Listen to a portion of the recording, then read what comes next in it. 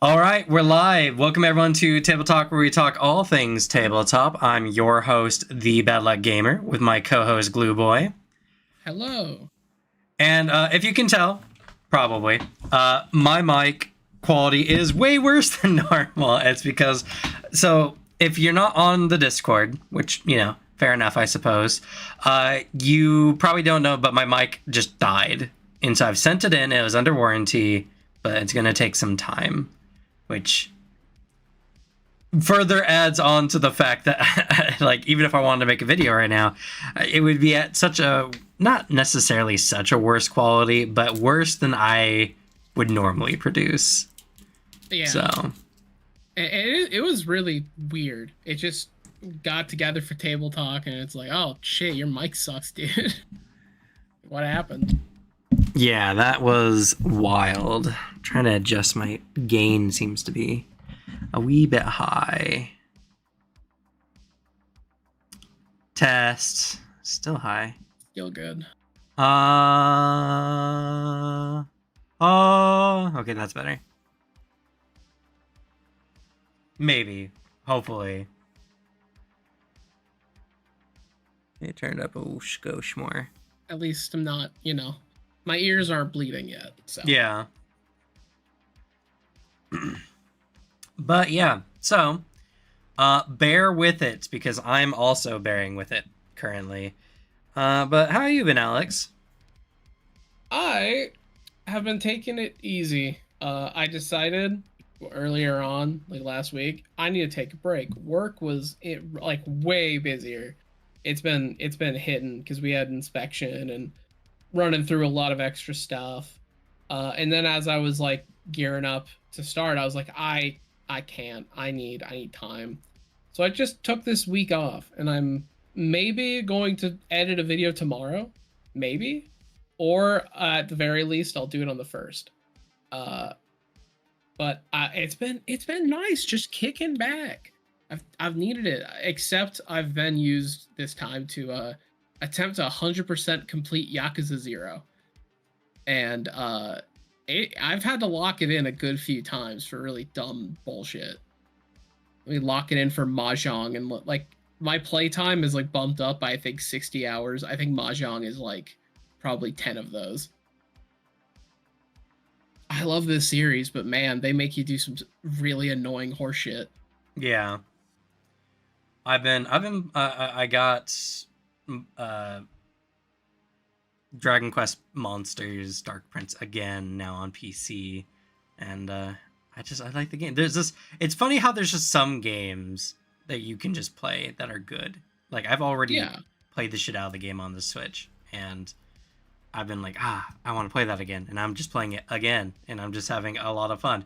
There's so many games I try to play, and I just end up dropping out around like 40 hours, and this game just it's endless for me. So oh yeah, like for me that's like Fallout New Vegas and really the Yakuza titles. It's just they're types of games where they hit and you're like, this is like maybe even like this is my taste. This is what I want out of a game. And like Yakuza is the only series where I can like replay it and know the story well, but I will like refuse to skip certain cutscenes because I'm like, oh shit, wait, I gotta watch this. I want to have some context of what's happening here. I love those types of games, even though my backlog cries every time I do the same thing.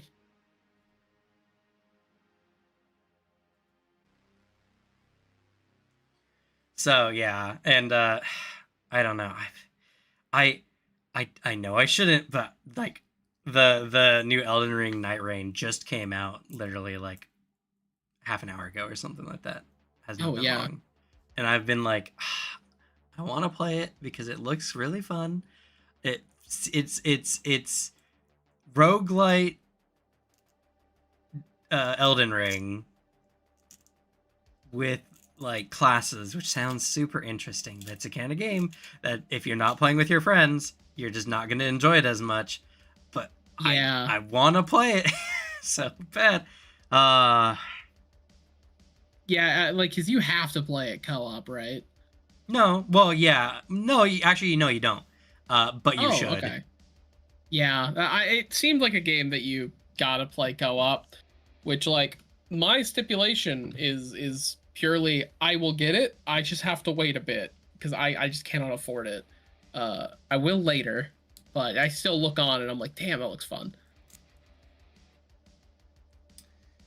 Yeah, and it's not that expensive compared to some other games. It's only $40, which is Oh crazy. yeah, it's way better. But like, still, I gotta save up for your wedding. That's true. My wedding is coming up right around the corner, which is one of the Yeah, things. you're cutting Also, out a little bit too.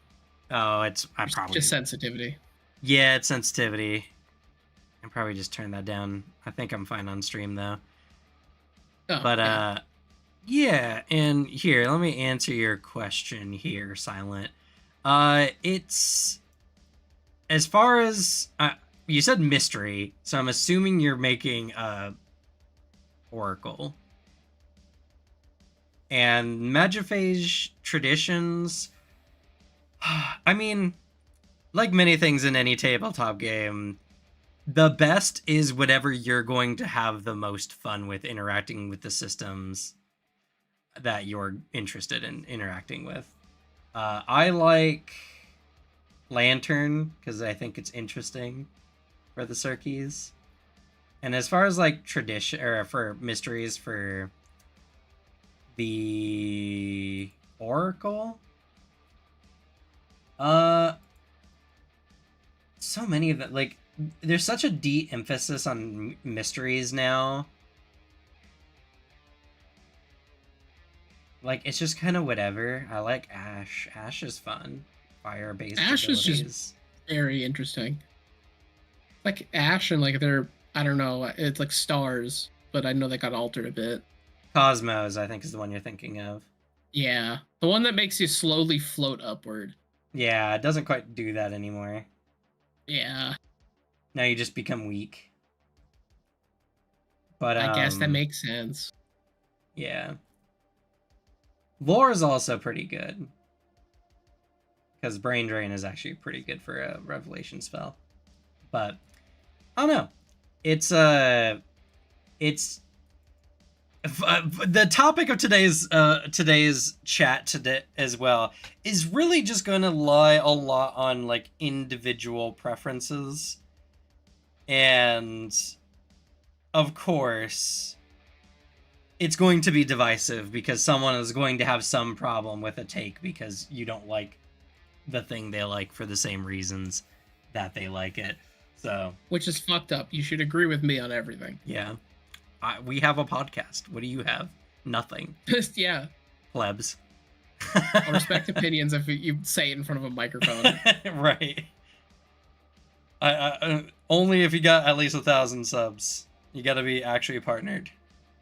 Gotta have the combo. Yeah. No, but you know, it's whatever. It's fun. The great thing about Pathfinder is it's really hard to make a bad character. So you can kind of just do whatever. I have been getting down the basics for my worst build in Pathfinder video. I've actually been doing it. Because it'll be just really funny. Hey, I'm back from break. Let's talk about the worst build ever. Not talk about anything that new that's like immediately coming up. Let's just talk about how you can make the worst character. I'm making two builds. I'm making one that is intentionally terrible, and I'm making another one that is a fun idea, but your character will struggle because you have an idea for a character and you're trying to play it to the idea the best you can. Like, all right, so I'll spoiler a bit. They're both wizard builds because I guess the actual worst build could literally be any class that has like not a lot of a lot of HP. The boring answer for like how to make one of the worst builds is like make your key stat you like that you actually need, make that your dump stat. Yeah. Pick feats that like just don't work at all. But like I think there's more fun in being like, this is a really bad build. It operates. Like, it works. It does what it probably was set out to do. It's not good at it. But Well, like yeah. running the gambit, I think is important to show, like, prove that point. Because yeah, like, you can intentionally make something bad, or here's an idea. The idea is very weird to implement. It works. Here it is. Well, yeah. So like the worst build, quote unquote, is a wizard build. But they're both wizard builds. But it's a good idea, but not like you're gonna have a hard time. Is wizard school dropout, where you play a wizard, but you just have more charisma and like almost like a +1 intelligence, and your whole thing is you're just like the class clown of wizard school as an adventurer. And Coasting off sheer just like charisma, just like he's sheer talking charisma, way in. using some spells that are make you even better at chatting or entertaining people or whatever. And like it will be a decent face character. You won't be super great in combat, but you can do facing, and it's an interesting story. It's an interesting kind of character, when you could probably see being real, but you know, like you're not going to be very good in combat overall, and you're not making the most of what your class can do. But it's an interesting story idea. So 2 builds, one intentionally bad, one that is like more of a story build than it is an actual build. But and we'll look into it. We'll look into how bad it can actually be by playing the game. And I think many people will be surprised at how generally still competent your character can be. It's the beauty of Pathfinder, and I think it's a with the thing that we push up against like a lot being I like the people that simulate how the math works, the people that really are like, here's the best like party in the game, you have to run with this, you have to make your character like this, optimize but in the not fun way. I think it's a good way to just prove the point that like no, there's Pathfinder's really good about making sure you're not making bad characters. Sure, you can make something absolutely insanely like busted and like awesome, but on the other hand, you know, you're not gonna pick bad options if you're just starting out. Don't be worried about it. I wouldn't even Pick what you think's fun. I wouldn't even say you can really make things that are that busted. Like honestly, it's Busted in the way where they think it's busted because maybe you snuck in an extra +1. Right, that's strong. the thing, right? Which is like, when you're looking at the overall functionality, busted builds, quote unquote, in Pathfinder are like 20, maybe 30% stronger at most. Yeah. Like you do 20% more damage, 30% more damage, maybe. I don't even know if that math is true. I know it's not more than that for sure. So yeah, it's not the lens of like some of the RPGs we've played where one character can just be like, hello, I am the party strength wise, I can just solo everything. I can solo everything. Yeah, no, there's not it's really on that average in this game. in Pathfinder, maybe you can ink out like, I don't know, like 5 extra damage or something. You can get out a little bit extra. Yeah, and that's all relative, of course, because oh yeah, again, it's like, yeah, a fighter is going to do way more single target damage than a magic caster character. That's the point. That's the design choice that the game has gone through. That doesn't make fighter better than wizard. That just makes fighter better at killing individual targets than a wizard, who is then far superior at killing hordes of enemies than a fighter. Like, there's just so many scenarios where many of the classes really shine, or at least are pretty competent in that sector. So, you know, yeah, whatever you think is best. If you're asking for damage, you're asking the wrong person, because I don't give a damn about damage. I make damage as good as I can for the build I'm going for, but I don't go out of my way to optimize damage over everything else. You know, like one of my best builds, the Archivist, the Thaumaturge Archivist build. It's a really cool build. Using your implement as a tome shield is very interesting, but it's Also, not. Tome Shield's cool. It is cool, but it's not like the best build for Thaumaturge for damage or anything. It's just a really cool build. Yeah. It's one I've seen shouted out, like, out in the wild. A lot of people like that one, yeah.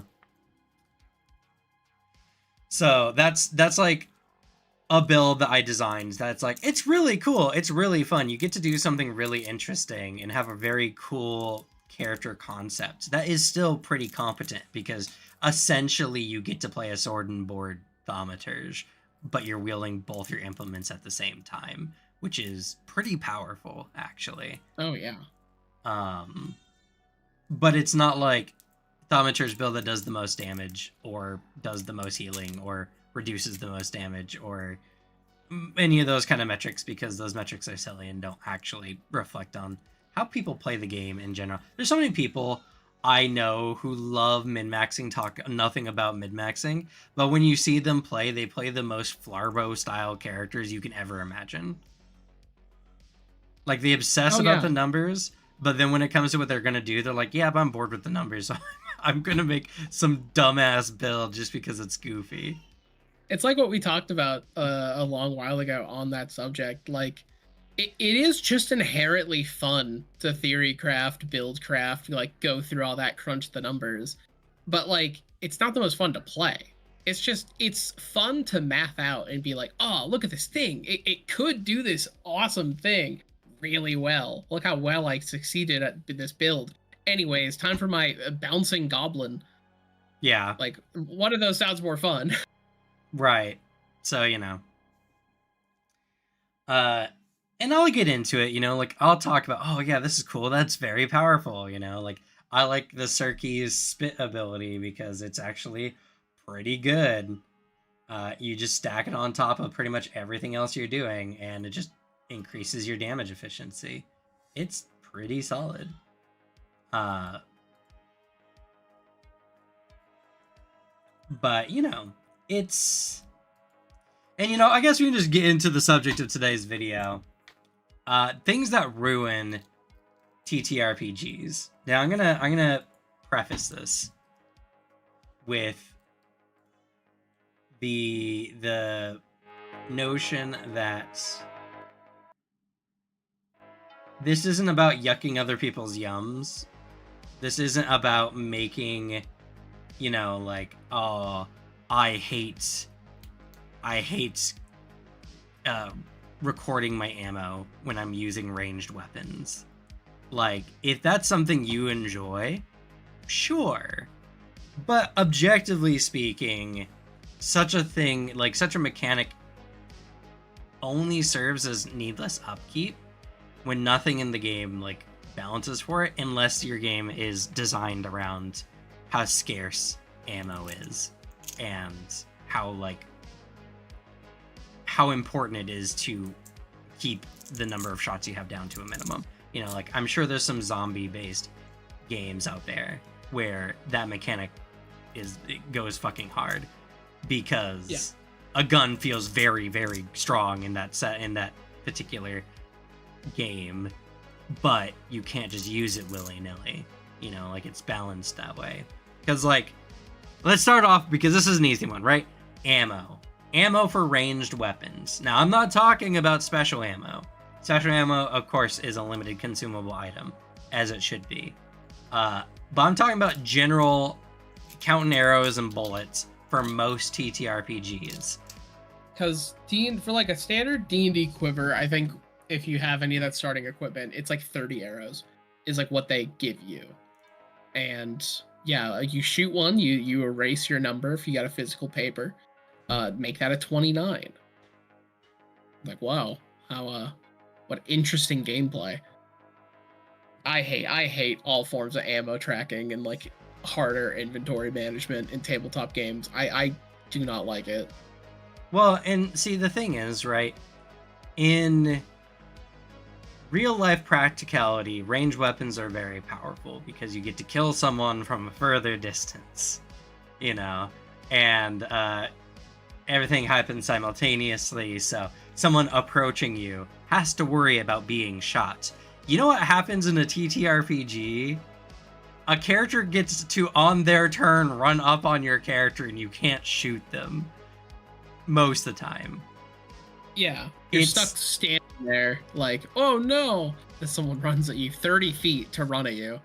In some games, like, unless your character's very, like, is hidden up in the rafters, has a really hard to reach place, enemies have to climb up to get to you, which almost never happens because you know what happens? Players are going through a dungeon, and so you're going to be in a room at ground level with enemies more often than not.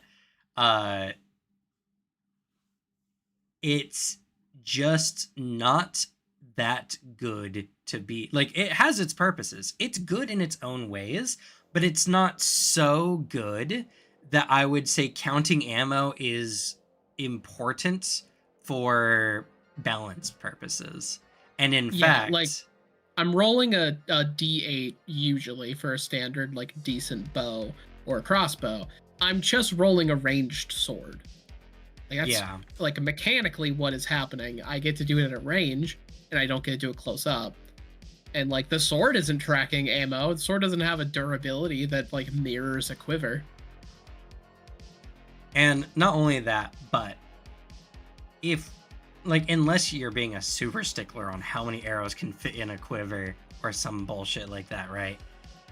Let's say even 12 arrows, right? 12 attacks over the course of an entire fight. I don't think is something you're going to really worry about happening. And running out of arrows in that scenario, and players are just going to buy as many arrows as necessary to no longer need to worry about how many arrows they have. Yeah. So like, that's the answer to a player will run out of arrows a single time in a combat, then be like, oh, am I just useless for this? I pull out a melee weapon, I try to fight just as good. And then the next time town, all right, I'm buying 5 quivers of arrows. Right. Like, I'm just buying so many. Like, so what mechanically does this serve? How does this make the game better? How does it apply to balance? How does it anything? That, like, I have never, ever, ever, ever heard a good argument how in most games counting ammo is beneficial or enjoyable in any form. Agreed. And you know what? Let's do another super easy one. Rations. I fucking hate rations. It's the same thing that I have with like arrows and stuff. Because besides the fact of like, the possibility of running out of arrows, whatever. The part that gets me in tabletop games when they stick to a lot of these realism rules is you have to arbitrarily do something, write something down, adjust a number that is going to be just set back to like 0, set to the original number in like 20 minutes or something. Like, don't make me track my arrows if at the end of the fight I'm going to get it all back. Like, what's the point? Or like for rations, there is no functional difference to if okay, let's spend the money. We have to go buy the rations right now before we leave. We head out. Every night, make sure you're marking a ration down, and then you get to town. Then you just buy the rations again. What if you just said, okay, for your travels, you spent this much in rations? A nice, easy one-time thing. I hate it. There's literally no point unless you're playing a survival game. Like, I'm not playing the Oregon Trail in my day-to-day, like, tabletop game. If I was, rations make more sense. But, like, oh my god, I hate it. I hate that mechanic so much. I hate people who just... I hate the sticking to it that some people do. Because I feel like you have to, and you don't. Yeah. It's one of those sacred cows, right? Of, there's always been rations. It's always been a thing. And it's like, yeah, you're going through the woods. Like, why? What's the point of having a ranger if you can't go hunting and supply rations for your party? It's like, okay, cool. Is a ranger necessary in your adventuring party? Do you need rangers in every game to make this not a pain in the ass? I'll actually one up that. Uh, because your ranger is not going to go hunting every single day for rations. They or a druid are going to use fucking Goodberry to ignore this rule. That's all Right. they're gonna do. Like, if you have a whole mechanic and then an easy to access spell that just undoes it, what is the point? Yeah, so it's like, again, zombie survival game. Yes, food and rations, probably another mechanic that goes super hard. That'd be fun in like that scenario. Or actually, you know what is a cool concept if you want to really tie in like the idea of rations? Uh, you are adventuring on a continent just discovered in this fantasy world. It's a big ass continent.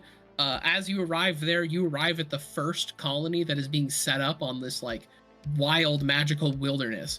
And rations in that case are literally the extent players can travel away from the city before having to get back. It's essentially like a difficulty gating system. Your players can feel like they're progressing as they get more things to progress farther. Like that is a mechanic you can 100% utilize. And that sounds interesting. Fun. That sounds fun. Yeah. I think that would be fun. I want to try that. That also is actually, I think, just a sick campaign concept to do that. That just sounds fun. In that instance, also makes sense with like certain ammo tracking. If you're gonna run that, I still think it's a little extreme for ammo, just it personally, but like it's a way to make your players be like, okay, now we have to go back to town, or like we have these other resources like healing potions and scrolls and all that stuff. Oh man, we're running out. We also have to math it out so we can get back home safely. Like that is fun. And that's kind of, you have to make a campaign centered around like a ration mechanic to make me think it's worthwhile. Yo, James, what's up? Howdy. Yeah, no worry, Darrow. Glad you stopped by. Thanks for chatting. But yeah, it's because right now I am currently in process of designing my own game, and a lot of the time is this fun? You know, like when I'm adding things to a game, I'm thinking more of like, is this fun enough? Is this good enough? But you know, a thing I never think about, what can I add that will actively make my game worse, right? It's such a weird thought and not anything you would normally consider. But it's probably good to know what's bad so you can avoid it. What are players going to have friction points? And yeah, because my friction point is purely the moments where in tabletop games, it's a rule that is there to pad out time in some way, and in like an hour, 30 minutes, it is undone as if you never had to do it in the first place.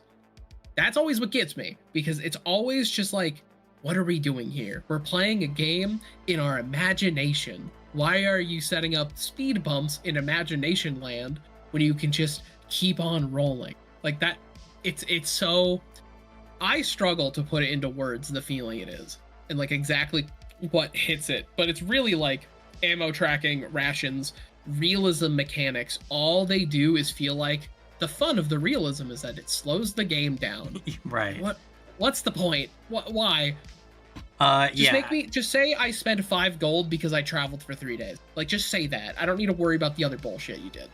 Yeah, simulationist style, like, build design. I'm sorry, I'm gonna flip my camera because I'm leaning in one way and it's just my face, or I'm being more obscured. Let's see, flip, horizontal. That's slightly better. I'll say, I also hate encumbrance. I don't like encumbrance as a thing because I think tracking it on pen and paper sucks and is really annoying. On a VTT, like a virtual thing, I think it's better. I also like, I can understand its inclusion more than the other ones because I think that you should have some sort of limitation on how much your players can have. Otherwise, they'll start just stealing everything that isn't nailed down. I always ran it as like just like, yeah, sure, you can. We can just hand wave that you have 5 different swords on your person, but if you try to carry a fridge in your backpack, I'm gonna raise my eyebrow and like say you can't do that. That's how I always ran it, but I think this is like more valid character development for Alex. I've never heard him talk this kindly about encumbrance in any way. I can see its inclusion if I think about it logically. This is me at my most charitable, at my least charitable, how I truly feel. I hate all forms of inventory management and carry weight. I think the pocket system in Pathfinder is stupid, and I hate touching it because it feels dumb and useless. Well, good thing they took that out real quick. So I'm so glad. I hated it every time you made me like say, "Oh, what pocket is it in?" I don't know. Why don't you fuck yourself? I have a potion, I guess. That's on me though. That's purely a me thing. Yeah, I mean, like, I like Pathfinder's encumbrance. See, I think the thing with encumbrance is it gets less fun the more granular it becomes. So if everything has, I think that's good. Yeah, if everything has like a various like weight that you have to like total and manage, it's terrible. But like encumbrance, I like in general because encumbrance isn't weight; it is how annoying or bulky or how much more difficult is it to carry this object versus this object. And like overall, encumbrance in Pathfinder really leans towards more balancing what the characters just have available, because it's a game that's very like laterally designed where your characters can have a lot of things available to them. So, you know, removing pockets, now you just, if it's a light encumbrance item, it can just be on your person to an unlimited amount up to your carrying capacity, I think is fine. I liked pockets because it created interesting use for some items, like the sleeves of storage, for instance. But like the less granular an encumbrance system becomes, the more interesting and the more fun it is, because oftentimes if you're abstracting weight and stuff like that, that's typically for design purposes, which I like. It's less simulationist. It's not like I have to worry about how much a potion bottle weighs, you know, when it's just like a light's bulk and 10 equal 1 bulk. It's like, okay, cool. So if I character really wanted to, I could be naked with 60 potions on me and that would work. Which is funny. I agree. I think of all of the encumbrance systems I've encountered, I think Pathfinder's is the best. It's like, it's specifically for that. Like it is the bulk system. Like that's so much better. I hate when it's like, all right, your calculated carry weight, it's like 320 pounds. This isn't Skyrim. I'm not going to write down the weight of everything, have the total at the bottom. I hate that. It's too granular. Pathfinder's is just the best system I've interacted with. I sure don't like bag mechanics, but I think the way that it is right now is the best one. And actually, you know what? I wasn't even thinking about this before today's chat, but let's talk about torches, right? Torches and lanterns and light mechanics in general. It's one of those things, right, where my initial reaction is, I don't have a problem with this. This makes a lot of sense. It's something that, you know, you can play around with. But like in D&D 5e, lanterns are the dumbest fucking item to ever exist, because everyone and their mother has dark vision. And if you're unless you're a human. And yeah, like, and that's the thing, right? So if you're playing one of the few races / ancestries now, I think are what are they called in D&D now? I can't remember. I don't know if they changed it. They might have. They did. I just don't remember. It might be heritages. Whatever. Ancestries in D&D, like species. Okay. If you're one of the few species like the Dragonborn or whatever who don't have dark vision, you just feel really bad compared to everyone else, because it feels like you have to go through more effort to play the game normally than anyone else does. And that's terrible. There's a lot of games where player characters will not have dark vision, and unless very certain circumstances are met, like having a potion of night vision or something like that. In which case, yeah, light is something that is meaningful. But even then, like in Pathfinder, there's the light spell, there's the light cantrip that just you don't need to worry about it anymore. So many of these game systems have torches and characters who can't see in the dark when there's so many workarounds, so many other things that characters can do. Like, the game isn't balanced around having a torch or not, right? But if you're a character who needs to wield a torch, you're having a significant downside compared to other characters because you have to use one of your hands to use it. So you can't use certain weapons, you can't use a shield, you can't grab potions from your inventory without dropping your torch. It's just bad. I'll be for real too, as a point I think you brushed against here, because I also agree. You're convincing me. I've been sitting here thinking hard about when is the last time having dark vision in a D&D game has mattered, like in actual any form of mechanical sense. And I'm thinking about all of the times. Walk into a cave, the DM says the word dark, 5 people say dark vision. Yeah. And then one person's like, I don't, and it's like, I cast light on you.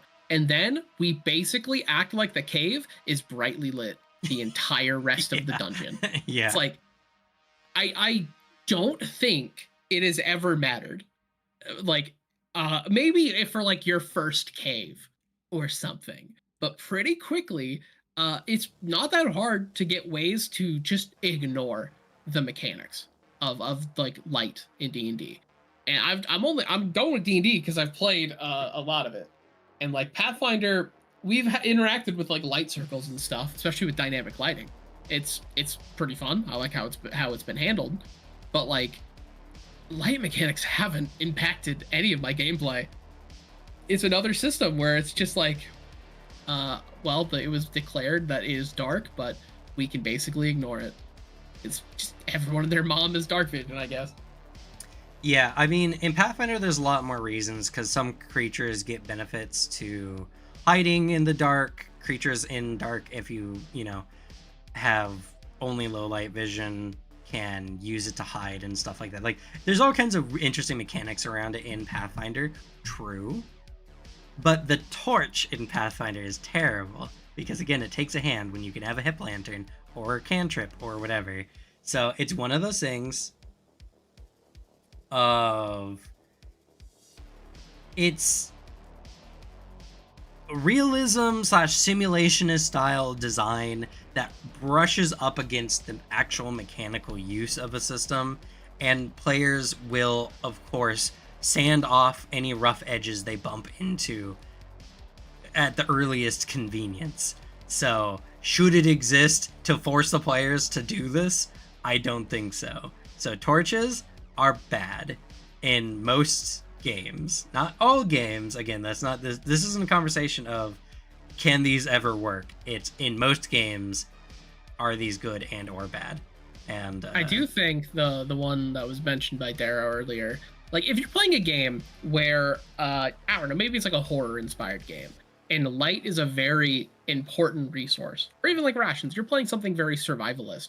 I think a usage dice is a really interesting way to work around it, and I think make it operate a little smoother. I like that system. Granted, I like that I'm thinking of it purely in 5th edition terms, because like I don't know, it's the most like numerically you have 2 torches. Oh, you used it, you have 1 now. I think having like here's rations, and then you kind of slowly roll it down. I think that can be fun. I think it's a cool like mechanic and idea. Yeah, and I think that can be interesting. I think it's hard when you're talking about TTRPG design, right? Because it's all in your head, and so things can have as much value as you decide that thing to have in your own game / roleplay. So it's like, okay, so if you were to be in this scenario. Oh, like the 10-foot pole that was just mentioned, right? It's like, you feel this room is trapped. What can you do to get around this? Oh, the 10-foot pole. I just poke around the tiles to see if that is. In the moment, in a like closed off environment, that's a very cool idea, very fun, very narrative. But you're going through many dungeons with many possible trapped hallways. So then you just are taking your 10-foot pole and poking every corner that you can manage as you're going through every single dungeon ever to never run into a trap. Like, that cool little in the moment idea becomes a terrible precedent for how things move forward. And there's lots and lots of different items and mechanics, because right when players find a creative way of fixing a situation, they're going to apply that in all further cases of that situation occurring. That's why the whole putting a bag of holding inside of a bag of holding thing is such a like used trope in how players have dealt with like super powerful like Ttrpgs level enemies, because it's like, I make a pocket black hole, sure, I die doing this, but this is how we do it. It's just like, that was cool once one time ago, not now that you've watched a video about how to do that and you know are just kind of copying it, or you're making your familiar do it, or whatever other bullshit you're doing. Like, yeah, I think that's a good point of like the difference when you're running through something very simulation-y and like the effects of just something gameplay wise. Because if I'm thinking about it, I'm a fantasy man, I don't know, I'm a rogue and I'm in a dungeon. Like, if I'm in there dealing with traps, I'm 100% buying a 10-foot pole. I'm using that shit every single time. That is the smart decision. That is how you deal with it well. And like, you make sure you're not going to get shot by a stray trap arrow.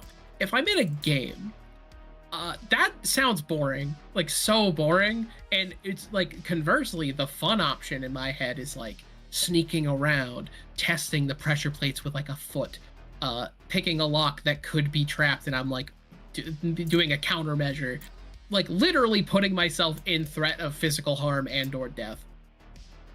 And like, that sounds more fun because I'm not using this item to kind of just like walk around things. Yeah, and it's more narratively interesting and all kinds of things. Like, I think with this particular topic, what it boils down to is what games allow players to do just really unfun, uninteresting things. Because I was really thinking about it like this past week. I was like trying to think like what mechanics kind of hit this vibe, and every time it was like, well, these are mechanics you can kind of just hand wave, like, and that's just kind of an element of tabletop design. If it causes friction, people will find a way to undo the friction.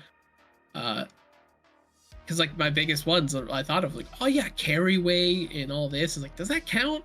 Does that count as like a mechanic that ruins a tabletop game if you can easily just pretend it's not there? Like, are there mechanics in a game where they're like, their core system has something that sucks? And you're like, this game, I love its ideas, but this thing right here, like, this is rough. Yeah, in actuality, you know what, as well, like D&D, I've realized now how poorly designed D&D and a lot of TTRPGs are, but D&D specifically, because the whole point of a skill check isn't just like, I guess, to be there to make checks, right? If you have a lock picking proficiency, you're good at picking locks or whatever, then the idea would be your character is intuitively using something like a 10-foot pole to get through a trap. Like, they would know how to use an item like that, like how they would use a lockpick or anything. So it's like, there's skill abstractions should just account for like most of these things that for some reason still exist in the game. You know, like a 10-foot pole is just like anywhere you would use it could just be considered a part of your using your thievery or whatever skill, you know, your perception skill. It's like, and that's kind of one of the biggest problems with like basic tool rules that I dislike for the most part, because it's just like, all right, you're on a trip. You're going to make stew. Do you have a stew pot in your inventory? Did you remember to do that? You're going to just have a very fun in-character moment making a stew from a beast you just killed because you thought, oh, this would be a cool story. But fuck, I didn't buy a cauldron in the last town we were in because why would I? So now we can't have this fun story moment. Like, I hate that. I hate it so much. It's stuff like that where, like, in the 333 of the game I'm designing, your character has a wealth rating, which just roughly means certain things are within your means to own or have or buy as necessary. And you can have up to your wealth rating in those kinds of things. And that just removes a lot of the need of, did you buy a cauldron for your stew today? Did you buy lockpicks to go pick a lock, you rogue? You know? Like, what if I'm a rogue who likes to pick locks with the most random bullshit? What if I just like using a wrench like the lockpicking master guy does, you know? Like, I mean, if I learned anything from the lockpicking lawyer, like, all you have to do for a lot of locks to pick them is smack them really hard. Yeah, smack another lock against it really hard. And it'll open. Like, yeah, I also, just for the chat, I think what Darrow says about, like, using rations and, like, all that stuff, like, I think having an early, like, survival moment, like an arc, that's fun. It is inherently fun to do that. And I think that is, like, the sweet spot. Either you have a really interesting, like, reason for survival elements and, like, actual, I guess, nitty-gritty rule set. That has a reason to be there. Or it's like, yeah, it's like a fun little arc. We're like, we lost all our items. Uh-oh. Like, all the games that do that. Like, I mean, my favorite challenge in, like, Breath of the Wild and Tears of the Kingdom is the island that takes all your shit away. Because I think it's a really fun, like, mechanic to throw at you for a small moment. Yeah. And to be fair, I'll stay as I didn't make the wealth mechanic. I stole it from Vampire. I know a lot of other games have done it, but Vampire that was my and influence. Blades in the Dark. Yeah, like, it's a good mechanic. I think it's really good because, like, a lot of times, yeah, sure, you can reward players for thinking ahead of stuff, but, like, there's just so many moments in games where your players are like, ah, shit, I wish I had this thing. I wish I bought this item for a puzzle or a trap I couldn't possibly have foreseen happening. And it's like, yeah, if there's, like, a method to be like, oh yeah, your character who's, like, could have theoretically thought of this, you have a value that is, like, abstracting it. Yeah, sure, you have this thing. I think it's a good way of doing it. Yeah, for sure. And, you know, like, in TTRPGs in general, there's always, like, some mechanics that work really, really well in that game and are terrible in other games. And there's situational, like, this is fun in this scenario and not in others in the same game. And, like, it's very hard to think of straight up things that are just universally bad. Like I said, rations, ammo tracking, all potentially very interesting in, like, a zombie survival scenario, a pure survival where those things are your lifeline and that's how you exist. That's how you get to keep living on to the next day. But when you are in a scenario where you have these things aplenty, the Wordle. Everyone in the friend group but me has been infected by Wordle. Thanks, Play Alex. Wordle. That is not my fault. I showed up to the Discord one day, saw Wordle was active, and I'm like, it's the one New York Times game I don't play daily. Nice. Now I'll play it because we're all, like, now it just shares all. Yeah, of our but you started the whole fucking Wordle thing, not with Wordle specifically. I apologize for finding crosswords fun. However, a mechanic that isn't fun is the rebus. That is a mechanic that ruins puzzles. I don't like it. It's unintuitive and stupid. You know, also, as we were thinking about it, I just looked up worst tabletop mechanics. and I found a big old Reddit thread that's going through a good few things, like Level Drain and older D&D is named here. Level there's a reason why Level Drain doesn't exist anymore. Oh, here's another one. Symmetrical design between players and GMs. GMs have to spend as much time as if they were making an actual character to make a monster stat block. I don't know.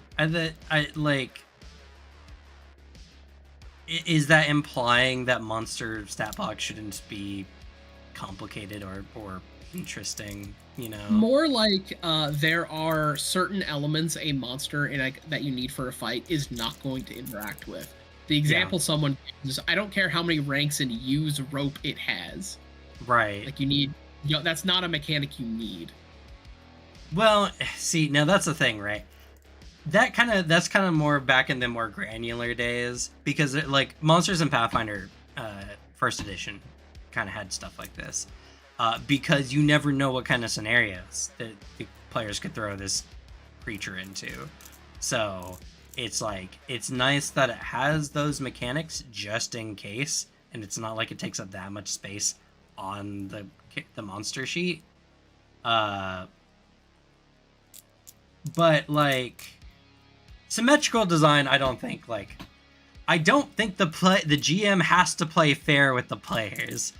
Monsters and enemies should be different than the players in many respects, including mechanically. Like, because monsters are an abstraction of challenge, right?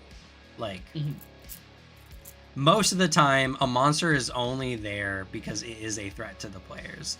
Not always. Sometimes monsters are relevant narratively, campaign-wise, but when the players are going through a dungeon and come across a bunch of goblins, those goblins are probably not super narratively relevant.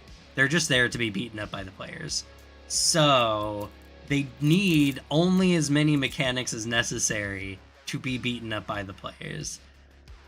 But if you want to design them to have more in case they're caught in these different scenarios, sure. I don't think that's terrible, but it's something where, I don't know, that's a very weird one. But you know what? Puzzles. Puzzles are pretty bad in TTRPGs in general. One, because if a GM just comes up with a puzzle, it's an abstract image in their mind that they're trying to convey to the players. Or the GM has to go through a lot of effort to like actually create the puzzle for the players to actively figure. Like, and I'm talking about puzzles specifically that need to be solved by the actual people playing the game and not the characters. Yeah, like it is a real thing. Like, you got to sit back and like think about when one of the hacks people discovered to make this operate smoother is don't create solutions for your puzzles. Just like say the one that the player like that you think is really smart or the players like are really invested in, that was the answer. Right. That's a real DM hack, and I'm like, you could. There are puzzles and stuff that can work, but I don't know. Not everyone's an escape room designer, and also like I think you need some like realm of visual implement, just so you can like think it out. Otherwise, it's just like, oh, answer me riddles 3. And everyone's heard those riddles. I tried to do that in a game once, and then I found out that one of my friends was like a riddle savant who like actually just really liked it. And so every single riddle I asked him, he like snap answered it as I was saying it. Right. That's fun. That's more funny. But like, yeah, it's kind of hard to like design something. It's why like leaning away from puzzles and more into like abstract challenge stuff, I think always hits a little better. Well, I don't know, because it's a thing of like, why do I have to be as smart as my character? Or why does me being smarter than my character help them get through this puzzle in game? You know, like puzzles that need to be solved by the people outside the game are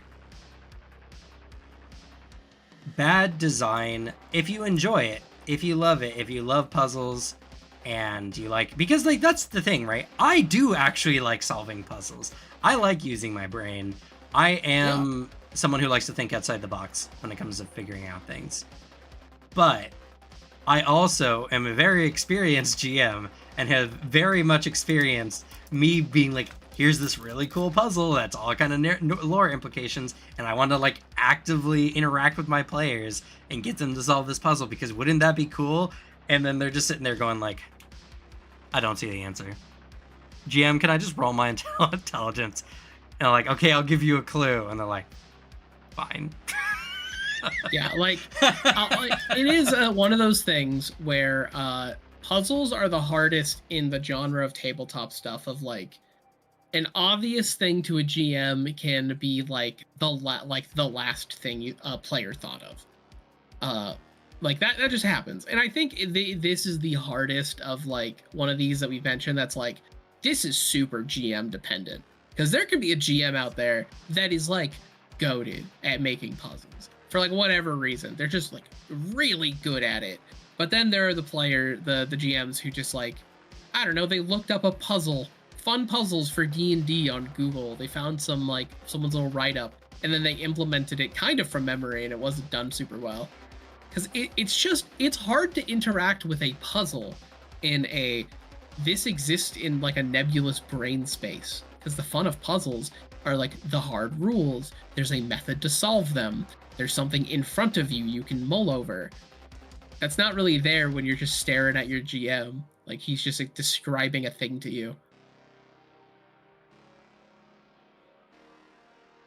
Yeah, it's something that I just feel like is more of a pitfall than it is like anything practical. And again, it's not anything that is necessarily designed for the characters, nor through how characters are normally designed to interact with the world.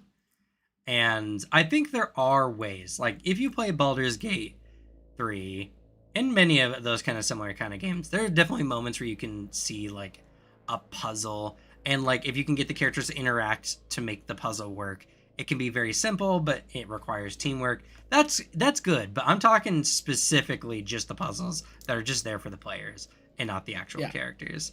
And again, is there ways that this can be done better? Sure. Yeah. But in general, I think it's overall a pretty bad idea, and it doesn't like it. Its only purpose is to potentially make the game session more enjoyable for the people there, and only potentially. And that's kind of just a you and your friends thing, and not a like anything the tabletop can solve or do or be an expectation of. I was also like I was paging through this Reddit thread like more, just to see. There's a bunch here where I'm like, I don't know, that's a personal opinion. I found out, and I think this is really accurate. Changeling the Dreaming has the same initiative system as Anima, and that's a mechanic that sucks. I hate that the concept of that initiative system. Like it. What part of it? The fact that you get hit and you can lose your turn, or the reroll your initiative every turn. The same thing of declared actions that just get erased. Yeah, like that. It has the same concept of that. And also, even worse with Changeling, because I just haven't played the Anima one. You've described it to me, and it sounds awful. Of the like, you have to declare your action like before. Therefore, like, there's nothing stopping the GM from being like, yeah, he runs in this direction. Oh, you said you were running in that direction. Sorry. Yeah, it's not necessarily that. You would say like I move in towards this person or whatever. The biggest thing is more like the biggest problem is my turn. All right, I'm running in, like I'm a mage, right? So I'm gonna run in and throw a fireball at this guy, and it's just like, all right, combat turn goes. Your ally just gets speared through the shoulder and is in terrible pain, and you're like, oh, damn. I wish I could heal you right now. Well, I'm going to chuck a fireball instead, because that's what I said I was going to do. But next round, I'll heal you. And, or if you have a planned action and you get hit and you take damage, you lose your turn. And that also is just really bad. Yeah. It sounds like Changeling is more in the lens of like the example they do give is like the enemy you will move and you have to move in like that stated direction, but if the enemy is just like, I don't know, I run away from him, right, then like that then sounds you even actually worse. just can't do anything. So it's like it's ass in a slightly different way, but it's still the like roll your initiative every turn, and then it makes like, you're a slow character, yeah, your life sucks now. Yeah, I mean, I like re-rolling initiative. I don't think is bad if there's some mechanics based on it. Like in Anima, your initiative changed based on what weapon you're using, because weapons could swing quicker or slower, you know, whatever. How we ended up doing it was just, if that was to happen, your initiative is just base changed, and so you might drop on the initiative or go higher in the initiative because you swapped to something faster. I really liked how we did it. Yeah, I think it is the better form of it, and like the worst that comes of it with Anima, like the modified Anima system, is there's like a handful, like a small handful, from what I remember, of things where like, okay, you can't really use this anymore because like we're not rolling initiative every turn. right. Like not enough that it affects the game. Also, it is funny. I'm not going to read it out, but the first thing on this list is somebody going 1 through 20, the steps it takes to throw a grenade in Shadowrun. Oh yes, that one is legendary. If you're a Shadowrun player, throwing grenades is wild because it's about as simulationist as one can get when it comes to like how a thing works. The moment you throw fucking meters squared at me in a game, I'm checking out. I don't want to do this geometry bullshit. That is so. That's a very funny read. Like I didn't never heard of that before. I didn't know that was like a famous kind of example, kind of like what grappling in like older D&D to like Pathfinder First Edition. That chart is always something funny that people point out of like way too complicated of rules. Yeah, speaking on like some upkeeping on a mechanic that I think generally should work but is worse in almost every iteration, damaging equipment. So this is multi-parted, right? So first of all, I'm going to talk about when your equipment has HP or its own like health bar and it's damaged by only certain kinds of effects. This is in Anima, but it's also like in Pathfinder. I find it very difficult to remember how much a player's armor has if it's like been multiple battles or whatever, or like the session ended next week. It's like, wait, weren't you hit by that slime attack that did damage to your armor last week? And like, oh yeah, fuck, I didn't write it down. Because it's just like, where would you write it down? It's not on your character sheet very typically. And stuff like that. I think if an effect is going to break armor or a weapon, it should just break it or not break it. Rather than just, all right, your armor takes this much damage. Like in Pathfinder, the most acceptable version of this is shield block. Because shield block, your shields can just reduce straight damage, which is very, very powerful. So having a little bit of micromanaging on how much HP your shield has is something that I'm okay with. But less so for armor and weapons, especially because how much armor or HP your armor or weapons have is not even based on the type of item it is. It's based on the... See you, Darrow. Thanks for chatting. Yeah. It's based on the material that your armor is made of. And that is something you oftentimes have to go look up. And that's tedious. And that's not fun. I don't think breaking armor and weapons is necessarily bad, but I'm going to leave that to another part, because breaking player equipment is just one of those things that is just like, when it happens, who's having fun? But yeah, that's my take of like, I'm a lot more into the idea, because like with what you're saying with shields, that is a fair reason. I think it is inherently a little shitty if you're trying to like have fun with everyone and like oh, your sword's broken. It's like, okay, like, damn, that's an item. Like, maybe it was like a really cool one you got like through a quest or you paid a lot of money for. Like, I am more into the idea of, yeah, sure, if you're gonna have any form of durability, make it like a fight that it lasts, and then like, oh yeah, we can fix it like afterwards. I think that's a little bit more fun for people. Yeah. Because like, oh, your equipment just is broken. It's gone.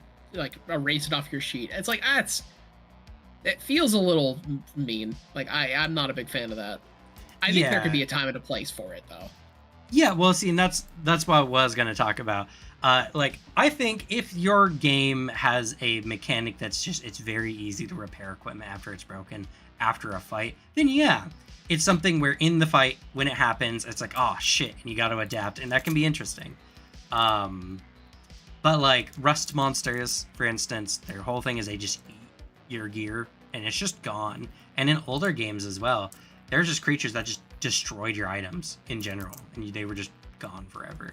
And like, who wants to deal with that? That sounds not fun. That's like in the weird Gary Gygax days of like, adventuring is not a story of how your characters did this to do this. Adventuring is you're playing a hard ass dungeon, like rogue game where you get one life. Your whole point is to get through by any means. That's the game. It's about, can you survive as an adventurer? And you know what? That does sound fun if that's the idea. But like, tabletop has evolved to be a very narrative, driven experience. And it's about creating moments, and it really excels at that. And that kind of rogue style game of like trying to get through a dungeon by any means, that's just more of like a board game, Mm-hmm.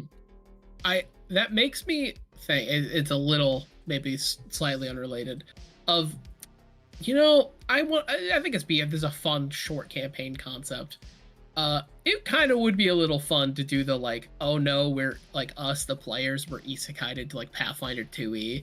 Level 1 is like, yeah, we've statistically made ourselves, and like, you have to survive level 1 as yourself, and then you start becoming like a member of the world, and so you start like actually kind of building into a class. That could be fun. That sounds like a fun time. Yeah. If every single game is like that, I don't know, I'm less into it. That's a campaign concept that'd be fun for us to do, honestly. I mean, yeah, I've thought about the idea several times before. It's just kind of weird, the idea of playing yourself, and I think that like is strange for some people. I would be into it. I would love to do that. I would love the idea of like, it is me existing in a fantasy world. Like, what would I do, and like, how would I interact with it? I think that'd be a really fun concept. And then I also just am always kind of into the idea of like, have a shorter, like, interesting campaign style where like, maybe you're not making a character. The GM provides you with something that kind of grows into something else. Like, that's a fun, maybe even like a 2-3 shot. But like, I think, or at least like 10 sessions or something. That'd be fun. like a seasonal campaign like we've been doing. Yeah, like a little off game. That would be a fun time. Yeah, I agree. Maybe we will at some point try something like that. I'd probably do a game that has more of like an emergent character class style rather than like how Pathfinder does classes. Yeah. Yeah, I agree. Like the 333, I think, is a little bit better just because your character like abilities are very I just said the word and I forgot it already. They happen as time go. Emergent style game, where you get good at the things you work on, and so you're not really playing a class, more of just what are you spending your time on, something like that. But in a high fantasy setting, I think would be cool, and I think that'd be very fun. Maybe I think so. I wish I had infinite time for TTRPGs. I know. Because right, so like soon, Cosmere RPG is launching. In like a little bit over, or like 2 months from now, pretty much, because I believe it's end of July. is when the Cosmere stuff comes out, and we're probably gonna just start streaming our Cosmere game because I know everyone who's in it so far is super hyped to do so, and so we'll probably do that when it comes, and then it's like, then I still need to continue playtesting the 333 in the meantime, so I got to make another game day for that, and then there was a Fabula Ultima game that we had that is just kind of just gone for the time being. Then there's Starfinder coming out soon. Gosh, not enough time. Plague Watch. Plague Watch eventually, yeah. As soon as our baby situation allows Suzanne to play, that will be the best. So hopefully in the near future. But you know, just I would hate for Suzanne to miss it. So yeah, exactly, I would too. Like we gotta have like our Tuesday group. We gotta have all of us. Yeah, it's also man, even on the other end, like with how like work and then YouTube work is, I'm like, I shudder at the idea of playing in like multiple games a week again. Yeah. Like 1 is my perfect number right now with like my workload and just my energy level for work stuff. So like I don't know if I could do a second. Yeah, no, when I was talking about the second game day for the 333, I'm already planning it for it to be a smaller endeavor. Just yeah, I need to keep making it in order for it to be made, and yeah, and like it's a lot of it's coming out in like a natural play, which is like the fun of it. It is purely me being like, damn, I wish I was back to like when I could. Like God, I wish, but yeah, no, it's not like wasn't an expectation I was putting out. I haven't planned with Booter right now. I wish I could play in the Cosmere, in Starfinder when it drops, right? In our path, I just want to do all of it. Yeah, that's why it's like, and that's why it's like I have to make the second game because I don't want our stream game to just be the 333, you know, in perpetuity. I do want to cover other stuff on the channel, and I don't know if I want to do other streamed games, so like I just kind of have to make a choice, and so the 333 will just kind of go into the shadows for a bit as we playtest some more stuff. But yeah, you know, I wish there was more, and maybe one day when the channel gets rebooted after, you know, my baby gets a little easier to handle, I can you know, have money to have people edit and do stuff and have other games. But tabletop is one of those really fun games that you just can't play too much of. It's just too much effort to play to massive degrees, so you gotta limit it in the most like optimal way, and that's different for everyone based on your life circumstances. Like for me, yeah, I would love to run more than one game a week, but with a baby, it's gonna be a little bit hard. Yeah, you gotta have like somebody with the kid. Yeah, like yeah, I get what you mean. And it's just a long, big chunk of time, and it's not fair to keep Suzanne like constantly on baby duty after work all the time. So yeah, it is what it is. It's the balance. But yeah, back to game mechanics. I had a thought, I lost it. But anyway, so like HP on armor and stuff like that, I think is terrible. I think it's a dumb idea. If an effect breaks armor, break the armor. If it doesn't, it doesn't. I don't want to look into the material that my armor is to give you how much HP my armor is.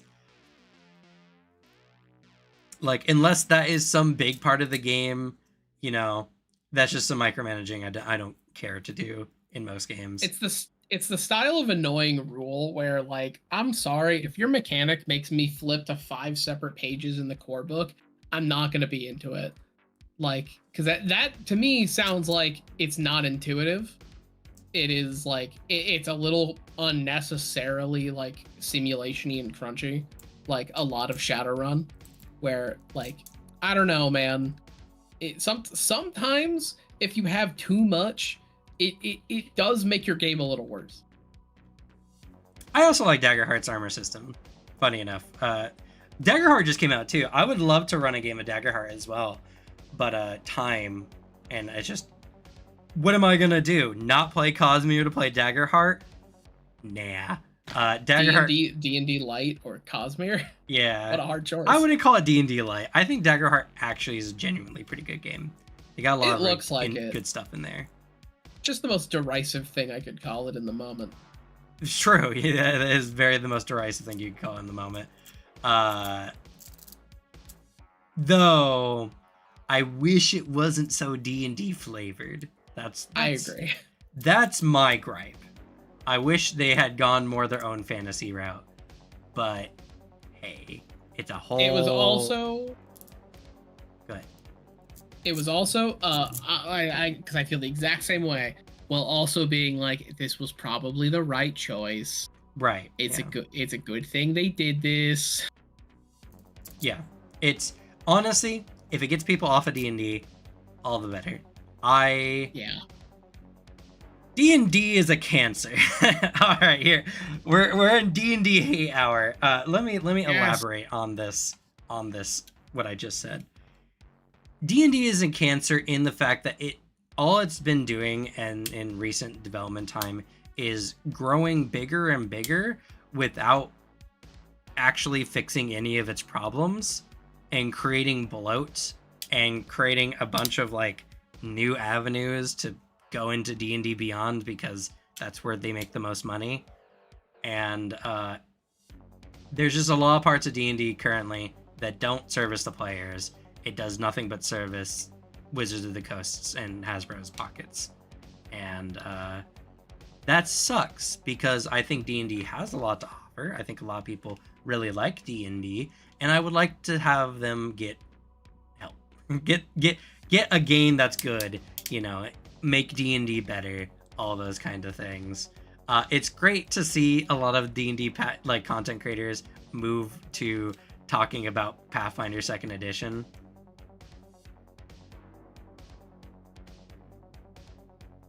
Oh, the Ember alpha. And everything's been so awesome except D&D 5e, especially 2024. Oh, what was Ember again? That was was it Foundries or... Oh!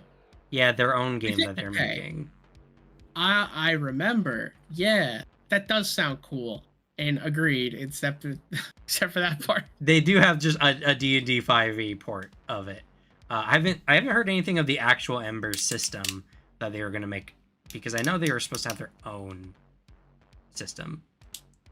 But I know they made a D&D version of it. But yeah, D&D is a cancer.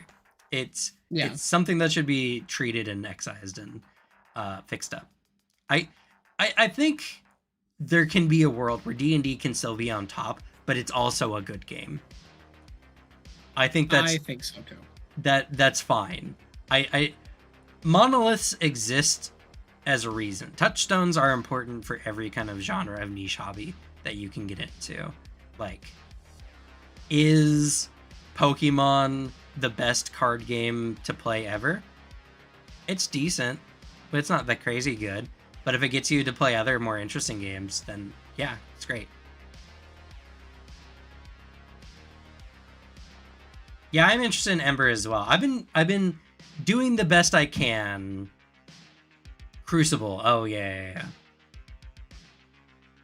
I want to see how they make their game, because I'm curious. I want to see more new tabletop game designs. Agreed. Like the 333, I've been making a lot of interesting mechanics, and I like it. I've been having a lot of fun with our game purely just because it's just so different than a lot of TTRPGs out there, while still being inspired by many of them. But I don't think I'm the best at game design, and if someone could make a chassis that works better, all the better. So I would love to see more games that are not just, hey, here's our D20 game. Here's our version of a D20 system. Please, for the love of God, stop making D20 games. I hate them. Not because I think a D20 is a bad die, but because I hate how every game makes use of the D20. Pathfinder is the one exception. Yeah, I agree.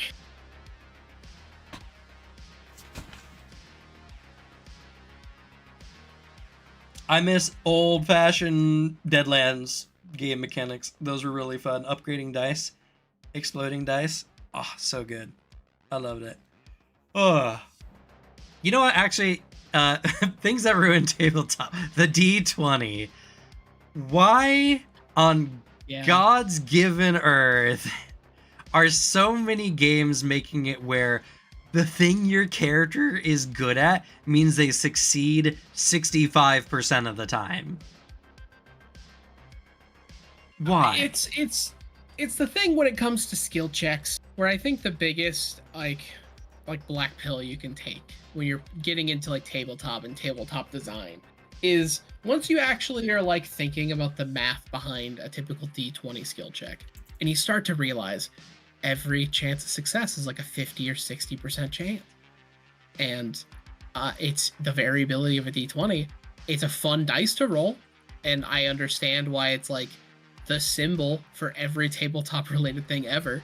It's a good dice shape, but like it doesn't feel as great to have everything run off XCOM numbers.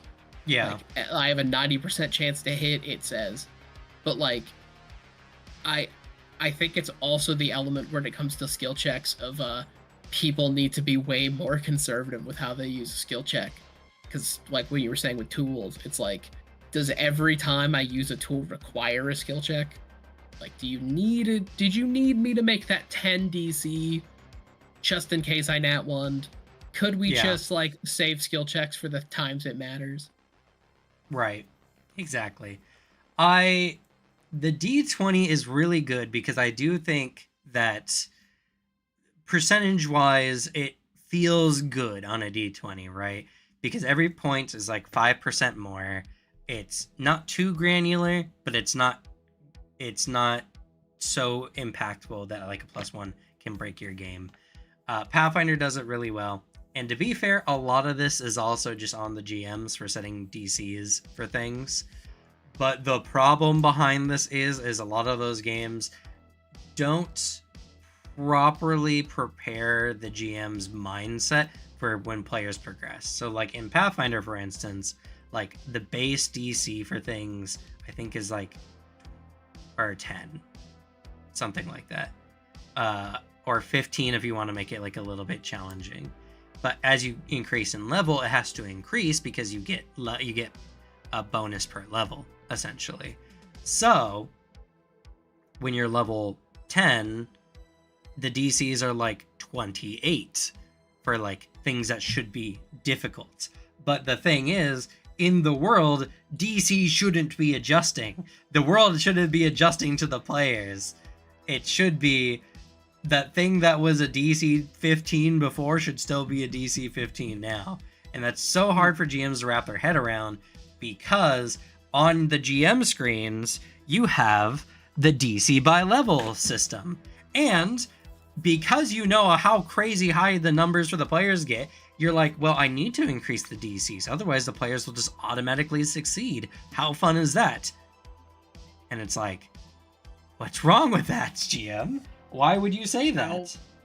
Conversely, how fun is it to have every single action I take in a game be basically down to a coin flip?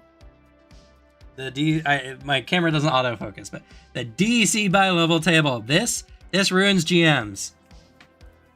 It ruins GMs because it makes them think that that's something that needs to happen.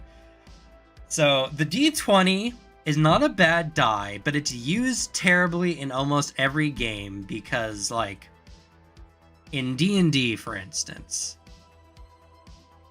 which I'm using only for a reference that a lot of other systems use essentially the same DC numbers. In D&D, like, the base DC for something that's considered, like, a challenge is, like, 12. And then it goes every even number up from there. So, Wizard starts off, and we'll say they have a +4 to their intelligence, and they're trained in Arcana, gets a +5 or +6. I can't remember if base proficiency is +2 or not. I don't play enough D&D. Base is +2. Okay, +2. So is 6. You roll +6. That means, hey, I need to roll a 6 or higher on a D20. That doesn't seem too bad, right? Except that means 25% of that die, or 1 through 5, which means your character who is trained in this thing, and this is like the base DC or whatever, has only a 75% chance of knowing the thing or not. And the barbarian, who is as dumb as rocks and has like a -1 and no proficiency in Arcana, can get it on a 13 or higher. So if they roll just a little above the 15th percentile, if they roll like with a 45% chance, they could just know a thing that your wizard wouldn't know, because the difference is like a 25% chance either direction, right? Like there's it's dumb, it's stupid, I hate it. And roll under number percentage.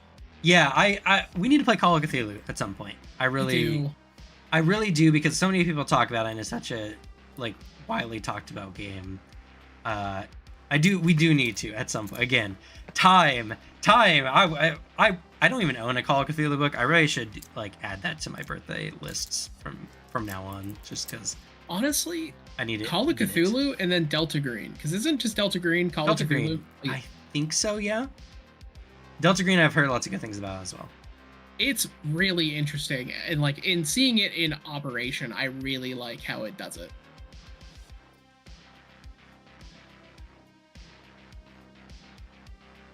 Yeah, we definitely will play Call of Cthulhu at some point, especially because the 333 is Eldritch themed as well. So, you know, you can be no harm in playing more Eldritch themed games, honestly. Honestly, it's a fun vibe. I think Eldritch horror is my new fantasy. Like, my new favorite version of fantasy is Eldritch horror. It's just more magical in a way, right? It's more unknowable. It's more interesting to delve into than like, how does this magic wand work? Oh, magic crystals.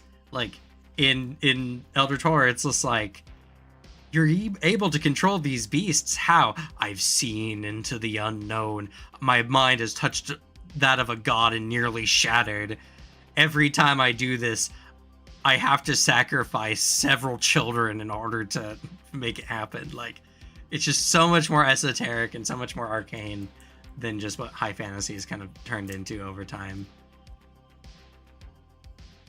It's just having like some fun, spooky, weird bullshit going on in your game just makes it more fun. Like, that's what I've learned getting more into Mage the Ascension. Like, Mage has so many things that are like mind-meltingly interesting esotericism, and it's very cool.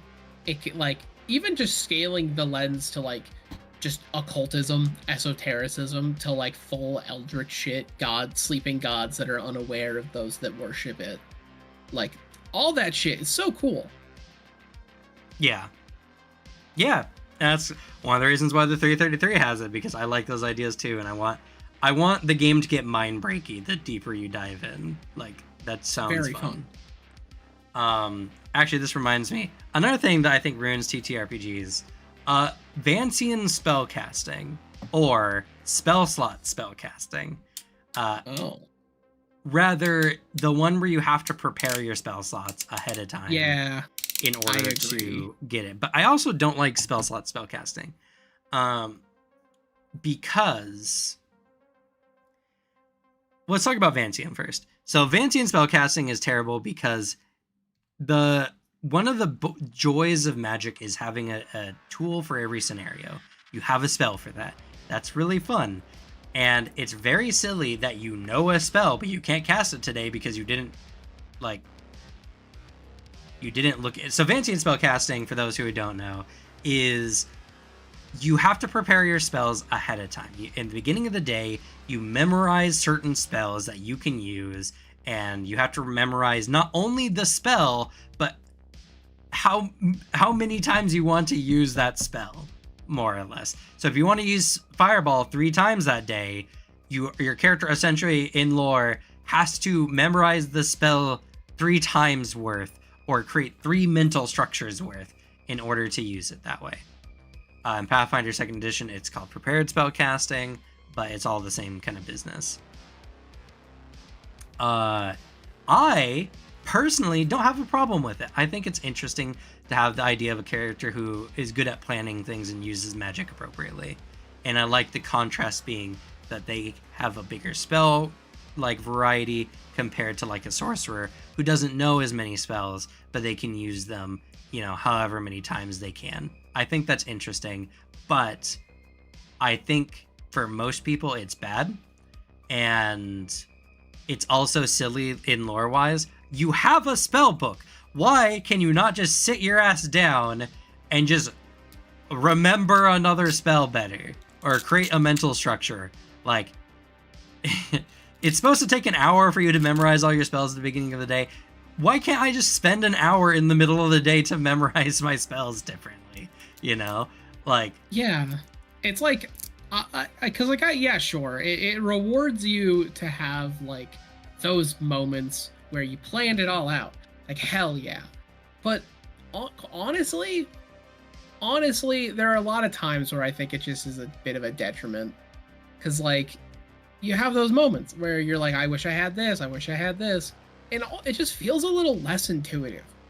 Like, when I think of spellcasting, I think of a person who has, like, a tome of spells. They can flip to any page and cast something just right off the bat. And I understand why, mechanically speaking, you have to limit the amount of spells a player has at the table. Like, that makes sense. And a basic spell slot mana system makes way more sense to operate, to hand to somebody, even as somebody who understands fully the Venetian system. That's not the right word. Vancian. I don't think it was invented in Venice, no. That'd be crazy. It would be crazy. The Pope was wilding. But, like, I understand how it works. And I think it's clunky and weird. Because it's just like, I'm not making choices to benefit the situation to come up for. Because a lot of the times when I've done that, I don't fucking know what's going to happen next. I don't know. So what I usually default to is I default to a very general spell list that is useful in all scenarios, that if I have to, I will find a way to shift. I'm not making better decisions. I am just making, honestly, generally a little worse decision. Because, like, I can do the same thing with a mana system. Like, I can switch out spells at the beginning of the day if I wanted to. The only difference is one is clunkier. Yeah. So, and now let's talk about the spell slot thing, right? Because I also actually don't like spell slots. I don't like spell slots because, one, I like what Alex just said. I understand why they exist. It's balance, right? Magic is powerful, and thus it needs to be limited in some form or fashion. And spell slots is just a less granular way than pure mana, even though I know plenty of people would prefer a mana system over spell slot system, where if they want to use a lot of low level spells per day, they should be able to, versus, like, well, I have this 8th level volcano spell just sitting in my spell book for some reason. I don't know why. I just, in case I needed a volcano that day, I suppose. But we just went to go watch like a ball or a play or something, and so it's pointless. But of course, I'm not going to put a more utility spell in an 8th level spell slot, because then I'm wasting that spell slot. That doesn't feel good. So I have Volcano for the day, even though I know I'm not going to use it. Like, I get why it exists, and mana is too granular. I think optimally, Magic in systems should be more like a stress system, right? Like, you can only use so much magic at a given scene before like you need to start spending health or something like that, or something that just feels more intuitive, or maybe magic is just less powerful but you can use it more frequently, no one has a problem with people using cantrips, near infinitely. So, and which is interesting, especially when you consider that, sure, firebolt and swinging a sword, technically firebolt does more damage than swinging a sword does, but takes more time.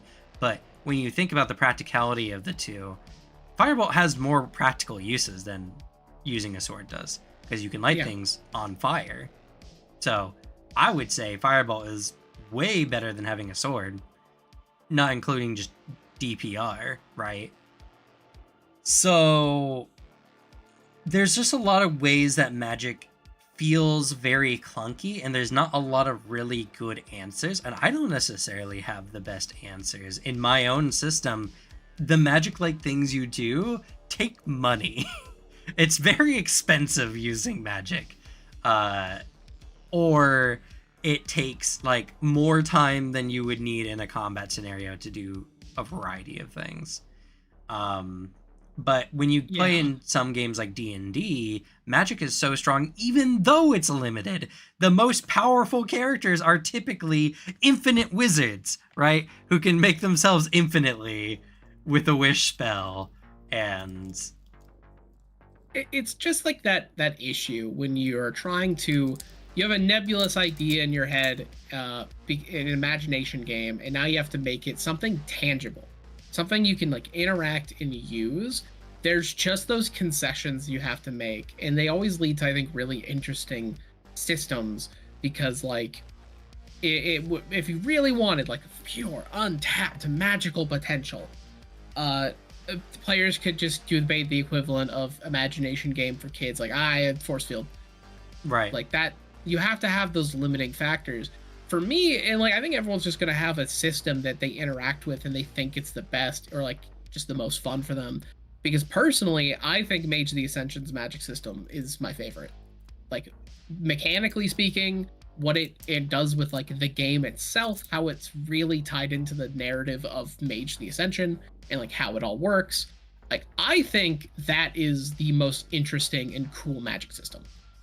And the reason is because it's stupidly complicated in the aspect of you can do whatever, shrug. And then there's just a lot of ways you can do whatever and have to figure out how to stat that and you have an effect. Now your GM is like, well, okay, what spheres does this hit? There's like a lot of just lifting the GM has to make, but I think it's just a cool system. And it's definitely not perfect. I think it's better than like, I have fireball, I have arc lightning. It's like, I'm not really using magic. I'm just like naming cool attacks, and then boom, it happens. Yeah. I mean, like, that's why, like, I think the answer to, like, well, why does not everyone use magic then if magic is just going to be better than using a sword?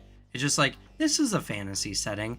Just give your fighters ki. Give them some kind of, like, inner power system that makes them do really cracked things, like their sword slashes can slice mountains, or create seismic waves, or their character's just so ridiculously fast, where, sure, maybe your badass martial artist style fighter character isn't going to be able to harness the power of the universe, right?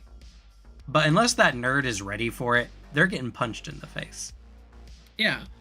Like, that's the style of, the first thing I thought of was, I got back into watching, One Piece, and, it's that idea of like, yeah, sure, there's all these people with like cool magic powers, but like, look at Zoro with a sword. Well, three swords, like, but yeah. 3 swords, of course, I don't want to slander him, but like 3 swords, and that's all he has, until later, of course, way later, but like, that's effective. You just got, that's the thing you have to make with like a fantasy game, is like, a thing needs to be effective, a thing needs to work, and like, yeah, a monk is going to be able to roundhouse kick a dragon, and it's going to work. It's just Honestly, what you have to do. honestly, you know what system does I think the best like balance of magic and like martial weapons is Hmm. Dark Souls and Elden Ring like games, Yeah, right? Because like I like how they do it too. because right, if someone has like a sword, sure, maybe you could consider the fact that the sword is bleeding magic or whatever, but like there are some pretty hard like just straight weapon builds you can do in those games that are really good. And you go up against a magic caster, the magic caster's going like ghost skulls, pursue them, raining stars from the heaven, and you know what they're doing? Roll slash and hit you.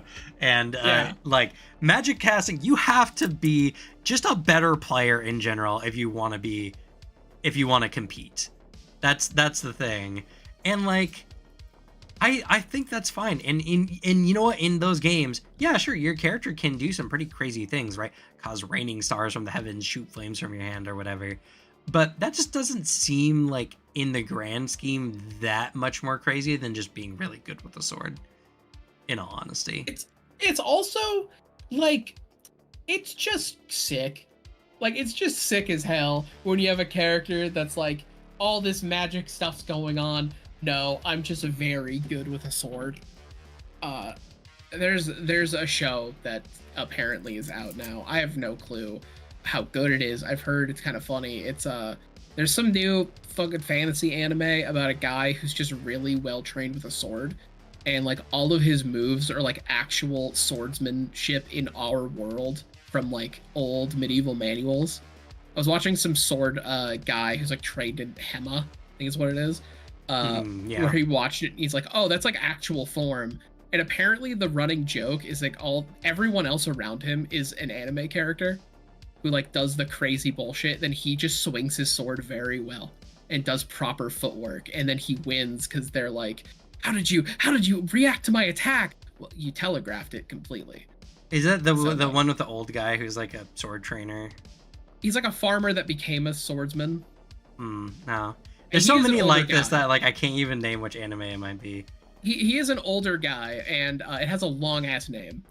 And I worry it slowly becomes some harem shit, but like it probably the concept sounds very funny. That is like fantasy One Punch Man. But you know what? I think that's a fun joke. But you know what's even better, right? I like the inverse, where I like the setting where, yeah, like Elden Ring, where if you're a really good spellcasting Elden Ring player, you have to do some fancy shit to win, but that's cool. The thing where it's like you have to do prep moves, you have to feint with your spells in certain ways and stuff like that. Like, I think in general for fantasy, just make your weapon using characters anime characters. Leave magic mostly the same, and you have an interesting game on your hands. Because, like, is it really more fantastical, really, that my swordsman can infuse themselves with energy and run super fast, or jump off of walls, or something than that, when there's someone over there who's just photocopying versions of themselves with magic? Like, Infinite Wizard over there is acceptable, but monks in this game. Remember that guy who hated monks? That's so lame. And it's just like punching a dragon is just not realistic, or just the dumbest thing. And it's just like, is that so unrealistic when there's infinite wizards just right around the corner? Yeah, is it unrealistic in a fantasy world where people are doing this dumb shit? But like, this is the dumb shit that you don't like? Just say it's key or something. Yeah, it's very goofy. I was thinking about that too. Like, in honesty, right? I think there's a very valid thought of wanting to go back to the OSR days, right? Of magic is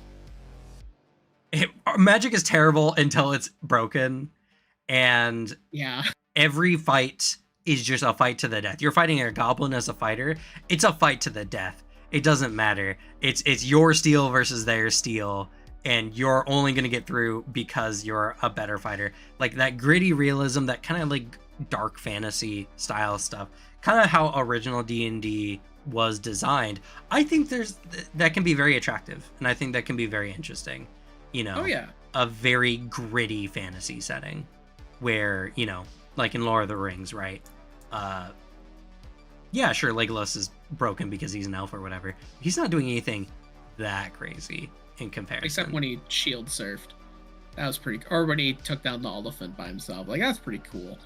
Right. But that's he's still like an archer guy. He's right. just a dexterous archer. But like having those gritty battles where it's just like shield clanging and banging armor against armor, and every fight is just visceral. That's cool. I get that for sure. Would that be my preference? I don't think so, but I would play it. I would enjoy it too. Yeah. But if we're going to exist in high fantasy settings, or we're going to exist in any kind of setting where your characters can do some pretty badass, crazy things, just let everyone be badass and do crazy things. Don't just gatekeep the martial characters because you like OSR. Let them jump 30 feet into the air. Let them doing crazy things. Let them enhance their body with things like ki or whatever. Or chi, I guess. Like, I hate the idea of martial and like more grounded characters cannot be as fantastical as the more fantasy-based classes. Like, I think that's silly, and people who try to enforce that are just, they're trying to mix genres where they really don't belong. I agree. It's just like, I get it. I get what you're like, what you want. I understand, but like what you want sounds like it sucks. Is lame. Yeah, those are the people that care about torches and rations. Yeah, that's a good way to put it. Yeah, it's like, again, I like this whole chat, this whole list is not these things are bad in every possible way in every game and should never exist. It's just in the grand tabletop scheme of things, right? How fun are these things really? Is it fun to play D&D and to be a fighter and your whole idea is that you're just a character who's just good at fighting? Like you trained in the sword. You study wartime strategies. You trained with masters, and you are just objectively a worse character in every category than the wizard. Yeah. It's just every category besides, I guess, overall tankiness, but even then, like, what's the wizard care? He's got a clone in some batch somewhere that will just come out if he dies. So, like in D&D, if you were to play two characters, one pure fighter, one pure wizard, no multiclassing, no nothing, by level 14, the wizard is just better than the fighter in almost every conceivable way.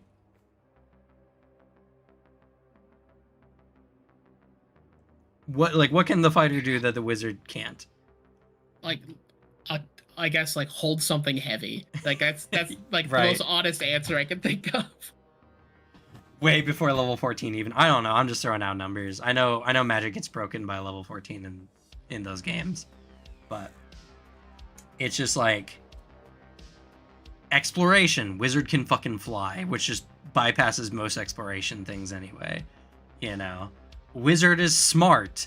So whatever knowledge they can learn about a thing, the wizard's going to be the one to figure it out, not the fighter. Like, it's not even in Pathfinder where at least it's the opposite, where everyone's just like, why play a wizard when fighter just outputs so much damage? Again, that's a very bad way of looking at it, because wizard is not a single target character. I don't know why people who play Pathfinder focus on single target DPS or DPR like it's the only thing that matters. It really doesn't.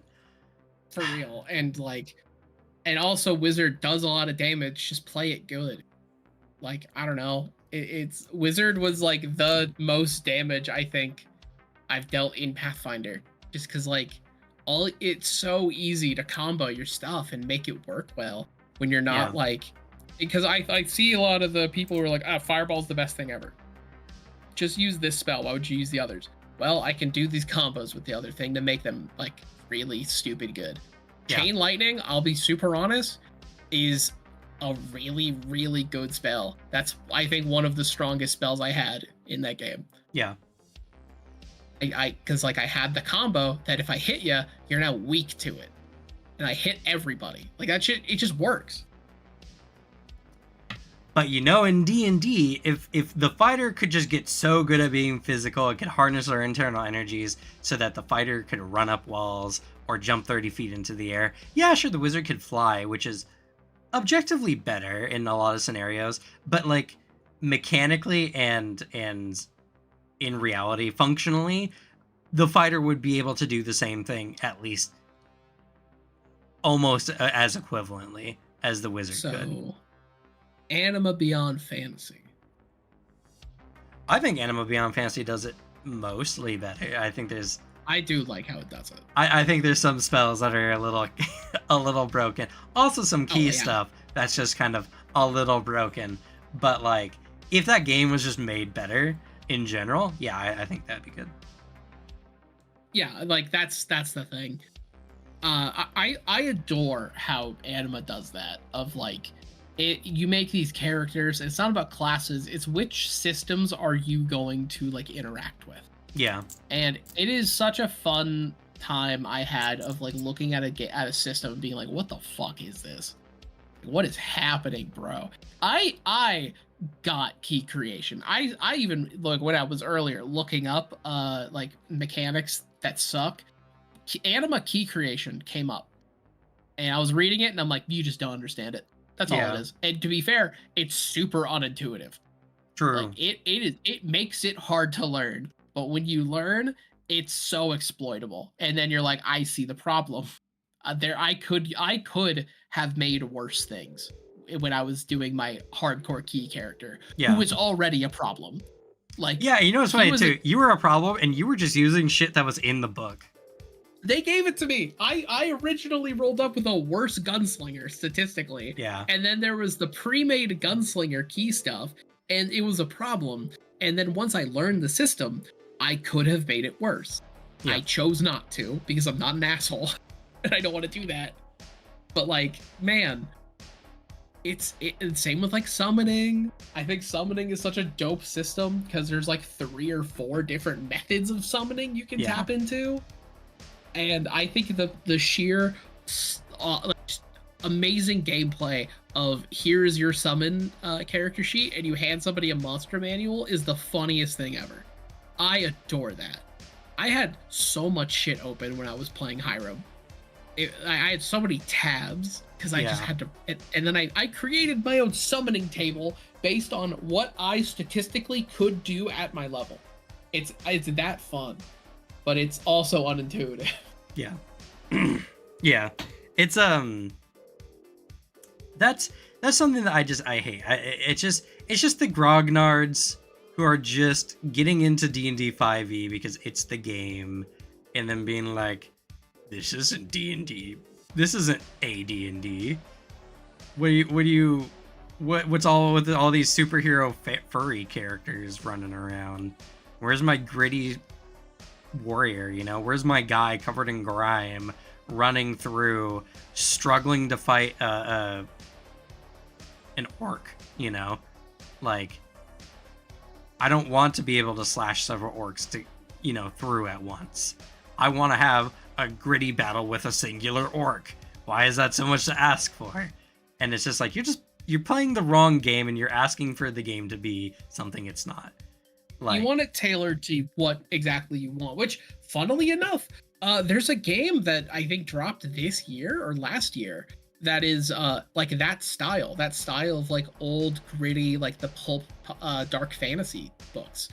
And it's got the art style all like those old dark fantasy, like 50s and 60s books, very Conan, and it is a gritty, tough game. Like, that's how it's designed, because that's what the world it's being made for is.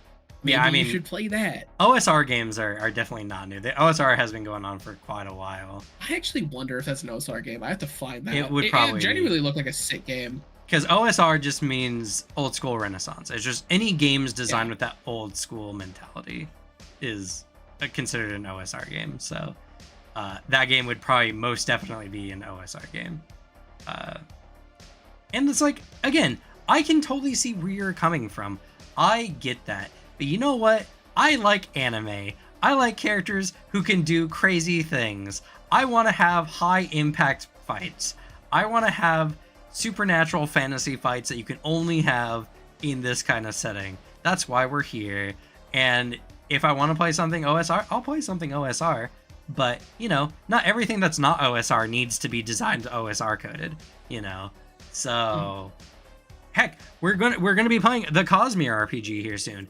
Characters in that setting aren't really anime characters by any means. They're just people for the most part, unless you're a Radiant. And even the Radiants aren't that much more like anime than other people. They're just a little bit stronger and have some kind of mystical powers. And even those powers are not that crazy. That's not true. I guess being able to just throw someone straight into the sky by reversing their gravity is pretty crazy, but like not anime crazy. Yeah, like the difference of it, I think is like a large point of the Stormlight Archive very specifically is that idea of like very normal kind of grounded gritty world, and then magic is being introduced in real time and everyone's adjusting to it. Like that's a large through line, and I guess it also helps that like the magic is just so mechanical. I get what you mean. It's not anime style. Yeah. It's like it's very different. Grounded but definitely magical. Oh yeah. And I think it's a very cool system, like story beat to play with of like, yeah, there's magic, especially because every other world in the Cosmere like has magic that everyone's aware of. Yeah. And so then there's the one where they're just like, oh yeah, there's magic like back in the day, and then it's like, oh, that guy's fucking flying. Uh-oh, that's crazy. Oh, I cannot find the game. It was like, I've also been looking for it. I found like a YouTube short or TikTok or something on it. It looked very cool. It was like, I think it's a hack of a different game. And it was really interesting dark fantasy, and like it didn't look like it was just, hey, let's make AD&D but a little different. The part I liked about it was it had a very modular creation of the world, where you create like some of the factions that are at play with like at the table with tables and dice rolls. You got to generate the world threat, the political state between the factions, like. And the whole point of the game was like the world is at the cusp of ending, and you are like dark fantasy adventurers working to like fix that if you can. And like, that is a cool system. It looked so sick. I think it got at least a re-release hardcover book recently. I don't know what the name of it is, but yeah, I did. I'm sure there's tons of OSR games that are like that. So oh yeah, it's, you know, I literally found a giant list of games exactly for people wanting gritty dark fantasy games. Yeah. Like a big list. So yeah, I mean, like, again, it's not that I don't understand why you would like these things. I understand what you're asking for. You're literally barking up the wrong tree. You're not playing the correct game for what you want. Yes. That's always our problem with it, is like, it's not that this game is bad, it's that, which like, I mean, for D&D as an example, I think it is bad, but like the problem is you need to play other games. You need to stop sticking with the idea of playing a single tabletop game. You need to pick a tabletop game that suits what kind of game you want. You can't just retrofit one system into literally everything. Yeah. And you know, it's so like, we're getting to the end of stream here, but like, that's a very interesting thing to state, because it's like, the reason why everyone wants to just play a different thing but with D&D's rules is because people like the chassis of the D&D game system, right? They like how attributes apply to things, how you have skills and you can put at points in, or you can have proficiency in those skills or expertise or whatever. When you level up, you get new abilities. Like, they like all these general like RPG things, and D&D is just the engine that they're the most familiar with. And so when Yeah. they say, I just, I just took D&D system and I put it over this setting or whatever, it's like, I understand why. I understand why you think this way. It's not necessarily because you're ignorant. A lot of it is, but it's because you feel that it works, right? Like, how can it not? It's just generic RPG mechanics. I kill stuff, I get XP, I level up, I have stats, I roll dice, add stats to those dice, and I have proficiencies. And it's like, it's all very basic, and thus, yeah, you can use essentially the core engine for D&D on everything. You could. You just have to remake all the stuff that doesn't work for D&D, which is most of it that isn't like that, those core elements. Yeah. And it's just like, but the reason why there's other mechanics and how they work better in other, for what you might be looking for, is like mech games, for instance, right? I think Lancer probably has one of the best overall engines for mech combat. The way the mechs work, how you augment them, and everything like that. Is it very deep? Not necessarily. It's very like, your builds are not going to be like God, the other mech, not Armor Core, Mech Warrior? Maybe Mech Warrior. There's like a TTRPG one. BattleTech. BattleTech, yeah. Like, BattleTech's the war game thing, but it's super crunchy. Yeah, it's like insanely crunchy. Lancer's not BattleTech. You're not gonna get that deep into it, but it works very well. It's super serviceable. How the rules and the mechanics work and everything, it runs pretty dang well. Is it the best? Probably not, but it's the one I think works the best currently. And I can't imagine running the D&D engine and having it be any more fun than what Lancer has currently, right? And that's also like another thing as well. Why are you going out of your way to just invent and make a whole new game when other games just exist? That's always my take too. Like, it's a lot of effort, and like if you just want to make a tabletop game, like 100% sure, but like I think it's good to look at other games and see if they fit what you're trying to do better. There are times where you're like, the best thing I can do with the campaign is this butchered version of D&D I have created in like the 2-year span of this campaign, as we just added more and more homebrew to patch problems. But like, I at least understand why D&D is the game to do this in, because like, at least its dice system is simple, and like it's throwing at you pretty basic things, and like trying to do that for a game, Fantasy Flight Star Wars, where you're just like, all right, here's this crazy dice system and how it interacts. It's like, this is a little harder to like kind of play around with. And the way I can only see a D&D hack working real well is like, all you've taken is attributes, skills, how the number adds to that. The gameplay is D20 plus thing. And then you've rewritten everything else. Yeah. All the classes are different. Like, they all operate in a different way. Because, yeah, D20 plus something works. That's how Lancer does it. So, like, it can work in other game styles. It just has to be the point where it's not recognizable as D&D. Well, and actually, so this is a really good point. I think the best point I could ever make. So we both know someone who's running like a long D&D campaign, and everyone who's in it absolutely loves it. And I love it. It's just a different game at this point. It's just a full-on different game. It's barely recognizable as D&D at this point. Yes, inherently. But despite the success and effort that Q has put into the game, I know, because I hear every so often, he still is just working on the general base mechanics of the system all the time. Every once in a while, he has to change a thing because it's more powerful than he was expecting. Like, a lot of the times, he has to edit continuously because D&D is just not a great engine to run off of. And new stuff or new ways things have to work or whatever. There's so many base mechanics he's just had to throw out because they just don't work that well, or they cause problems or whatever. And like, Yeah. I can only imagine what could Q do if he was running off of like Pathfinder's system instead. I hope he makes the leap at some point. Right? I think he would love it, and it would work really well for him. And I know he's said as much, but at the point where they're at, I don't think it's ever going to happen until this game ends, because I don't think porting that game to Pathfinder will work.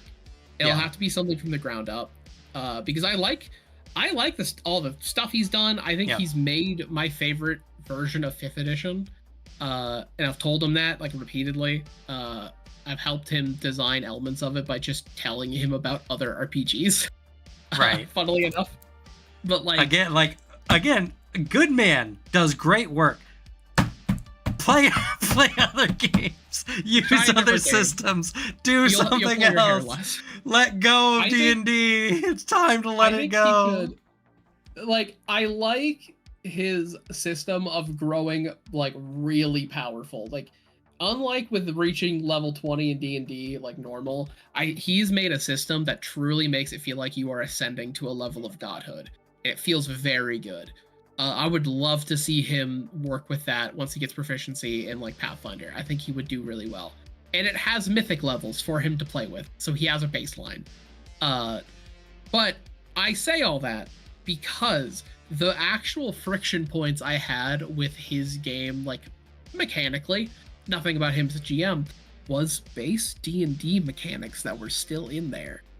Like, I played a spellcaster, and the pain of going from Pathfinder 2e to Save or Suck, that hurt. And every time I was like, I hate this. Yeah. And the Bard spell list is only spell saves. I had no spell attacks. Yeah. I don't even know if he's done anything with what's it called when you have a spell that is ongoing that you need to like be focused on? Oh, I think those are not focus spells. Yeah, they're not focus spells. I know what you're talking about. Continuous? No, I don't know. Concentration. Concentration. Continuous is from Fantasy, Warhammer Fantasy. Concentration is one of the most irritating things because some of the best spells in the game are all concentration. So this is like, hey, what's the one spell you want to use this combat? Because you can't have 2 concentration spells at once. I don't think he's even done anything with concentration, has he? No, mainly because like there literally aren't moments where we've done that, because we're interacting with D&D. So it was like, oh yeah, I have my one focus spell, which was a lot of times that cleric paladin aura. I forget what it's called. Just the big 15-foot aura, which is very good. I used it all the time. It was sick because I stole it as the dirty little bard I was. But I actually had a conversation with Q. Like we hashed it. It wasn't even a conversation to hash out, but we like got in the nitty gritty.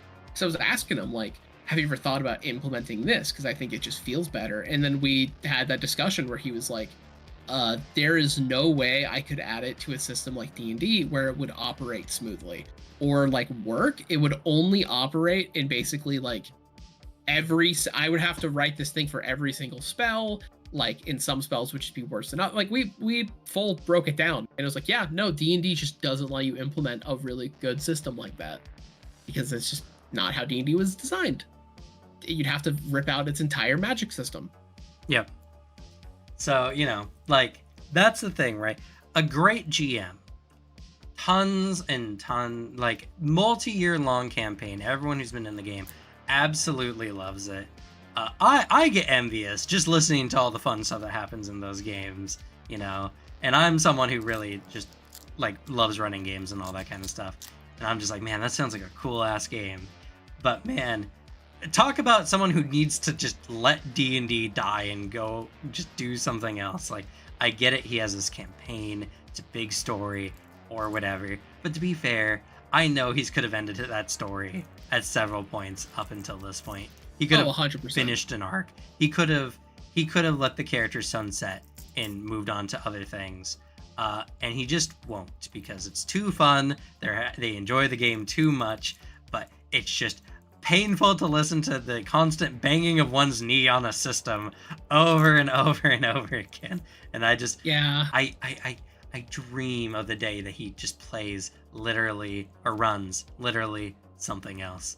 Like, I'll also be for real having, because like I remember this is another conversation I had with him of like, how long do you think the game is gonna be?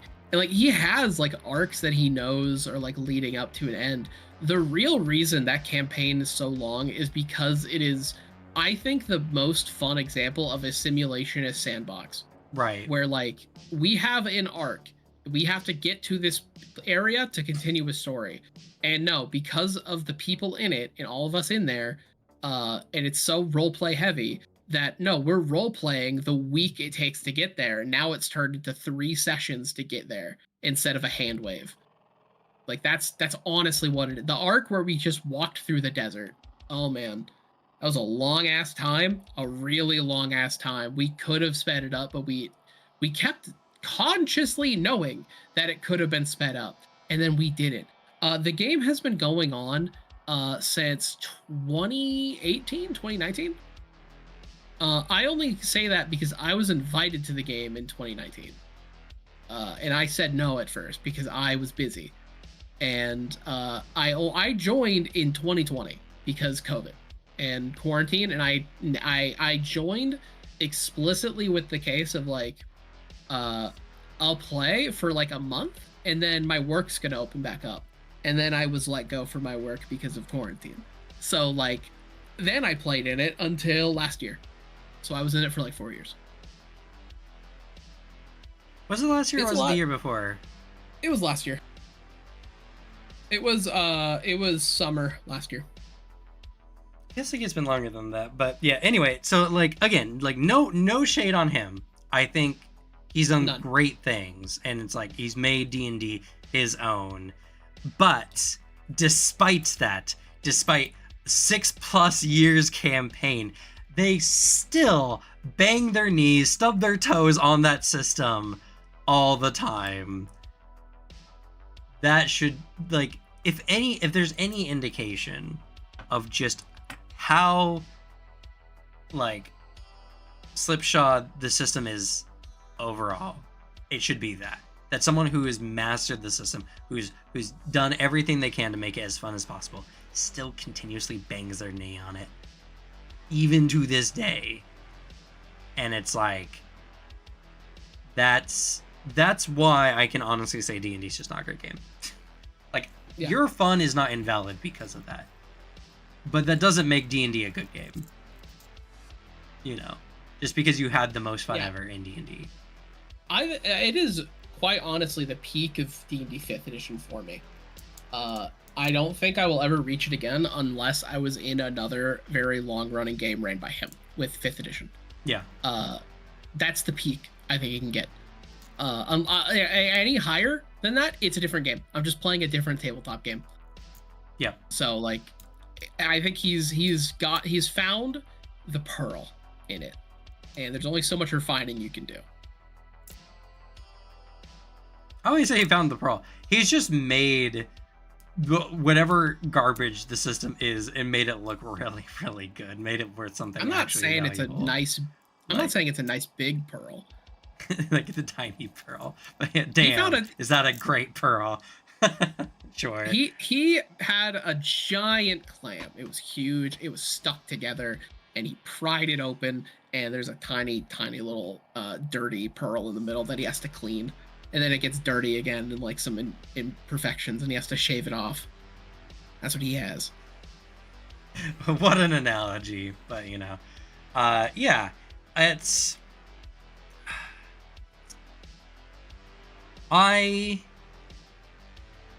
TTRPGs are so fascinating, right? Because this chat has all just been about not in some games, but in others.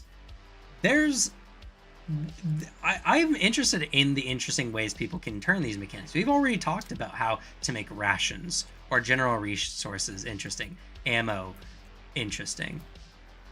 These things can be as interesting as the system wants them to be, but I do feel like there are just some sacred cows, some old fashioned like, well, we've always done it this way kind of things that just need to be cut from most systems and only used when necessary. 10-foot poles, torches, rations, counting ammo, all that kind of stuff. Most games probably don't need unless those are the points of the mechanics in the system. Like, I still like to think back to our discussion we had on this, but like I still think the idea of player permadeath is an element of like it's always been done this way, and because of that, there's not many iterations to try to design something different. When I think you could, the design space is open to handle character death in interesting ways, and ways that like suit your table. But instead, the default is always like you die, character sheet in Shredder. I don't even know if that's the default because it's been a huge thing of just being resurrected in D&D, but like There's ways around it. It's just it's always a thing of like, yeah, there are abilities and rules around like player stuff. There's not just like I'm thinking of pages that are like ways to handle character death. yeah, Like yeah, you have like essentially video game respawns at like the lowest if you want the easiest time of it. The only game I know that actually like tried doing this was the recent Final Fantasy tabletop game that came out in Japan. yeah. That one had a literal respawn mechanic in there. And I remember seeing tabletop Twitter be like, what is this game? Baby easy mode? And I thought about it, I'm like, that's just like the Final Fantasy games though. Like you reset at a save point. Like what is the harm of that? Yeah, definitely a chat for a different. We should just do a whole chat on how necessary is death in tabletop because I think we have had that before. we have. I don't know if it was the whole chat. Maybe it was. I can't remember. Yeah. I know it was a big chunk of it for sure, but like a big one was like how necessary is it for your enjoyment to have that level of risk? That was like a large element that we had on someday. Yeah, and like generally I agree. I think that there are just ways that you can have fail states that are not character death in a game, and like the idea that if you play the whole campaign through and your character didn't die, was death really that necessary in your campaign to begin with, you know? Like, yeah, it's like it's the idea of it, you know? It makes them feel better that there is a repercussion, even though it's like they never will go that far. They'll make sure that they don't because no one wants to die. It's like, then is it necessary?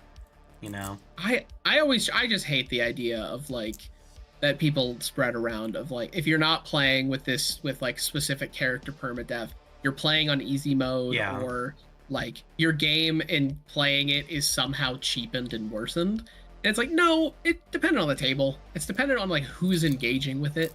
And like the better response is like, that's not really the way I like to play. It's like, yeah, cool, thumbs up.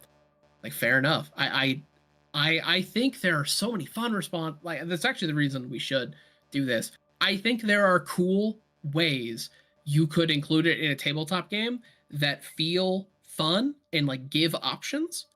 And I think a reason we haven't had that is because the assumption is that the default is permadeath. Yeah. Because it's always been done that way. Like that is default, and unless stated otherwise, you know. Yeah. Yeah. And yeah, I agree. Definitely conversation for another chat though. Should. We're I think it's be interesting. But yeah, that's gonna be it for us. Thank y'all so much for being here. Alex, anything you want to leave us off with today before we head out? Yeah, well, because I haven't been working on a video, just message for y'all at home. Don't try to 100% Yakuza, any of the titles. Don't do it.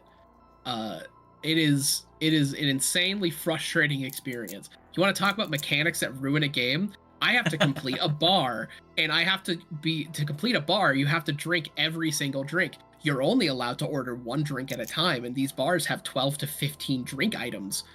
And you can drink 4 maximum, and then you have to use an item to make yourself sober. Talk about bad mechanics.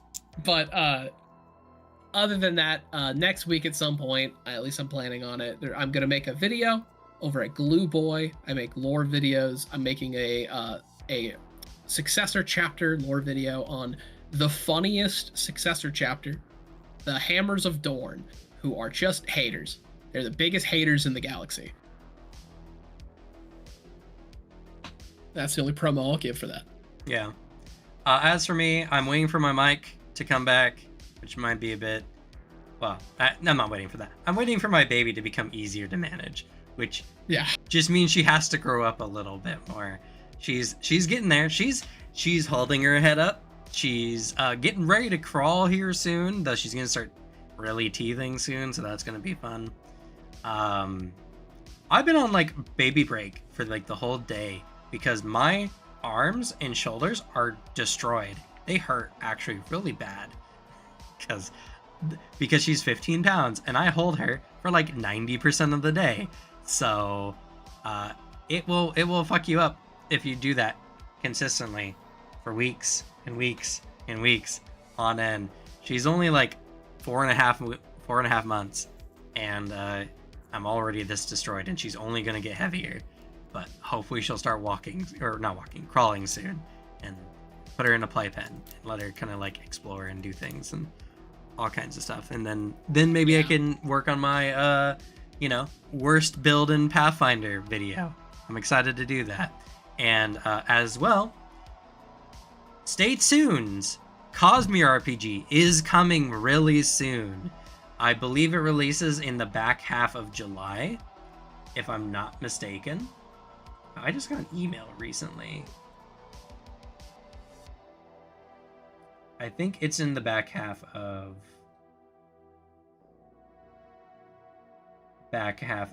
July.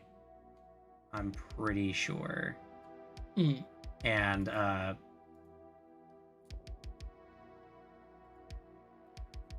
And we're going to be playing that here on the channel, and I hope to be talking about other stuff, all the cool Pathfinder stuff. Battlecry is coming out soon too, I believe. Yes.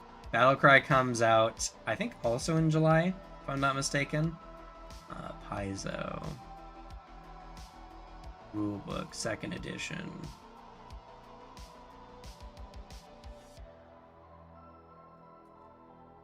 Battlecry, yeah, July. End of July is when the PDF releases. So, hopefully I can make videos by then so I can get the book for free and do some review content. I would like to. But who knows? There's also the Badass Dragon book. I've been seeing more and more images from the Dragon book, and oh my god, the dragons are so cool. And I'm gonna have to look that up. I haven't heard of that. Starfinder is coming out here soon too, and Starfinder looks really, really cool. Oh, so much great TTRPG. We're eating good. I wish I had more time to make videos, because this is like the year to make videos, and it's tragic that we had to have a baby at this time. But you know, I love her and she's adorable, so I guess it's fine. But anyway, you'll just have to make up for it. Yeah. Like I keep saying, you have a child that you will like teach tabletop games, and you have now a perfect in-house playtest group. Yeah, well, you know, when her fingers become more dexterous, I'll put her to the editing table and show her how to edit videos, and then I can have a baby edit all my videos.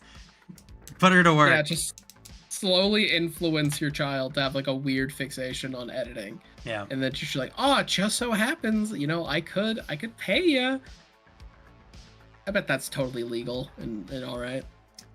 I'm training her. She's practicing for when she becomes a true editor. So, you know, first channel to have a 3-year-old editor. Coming soon.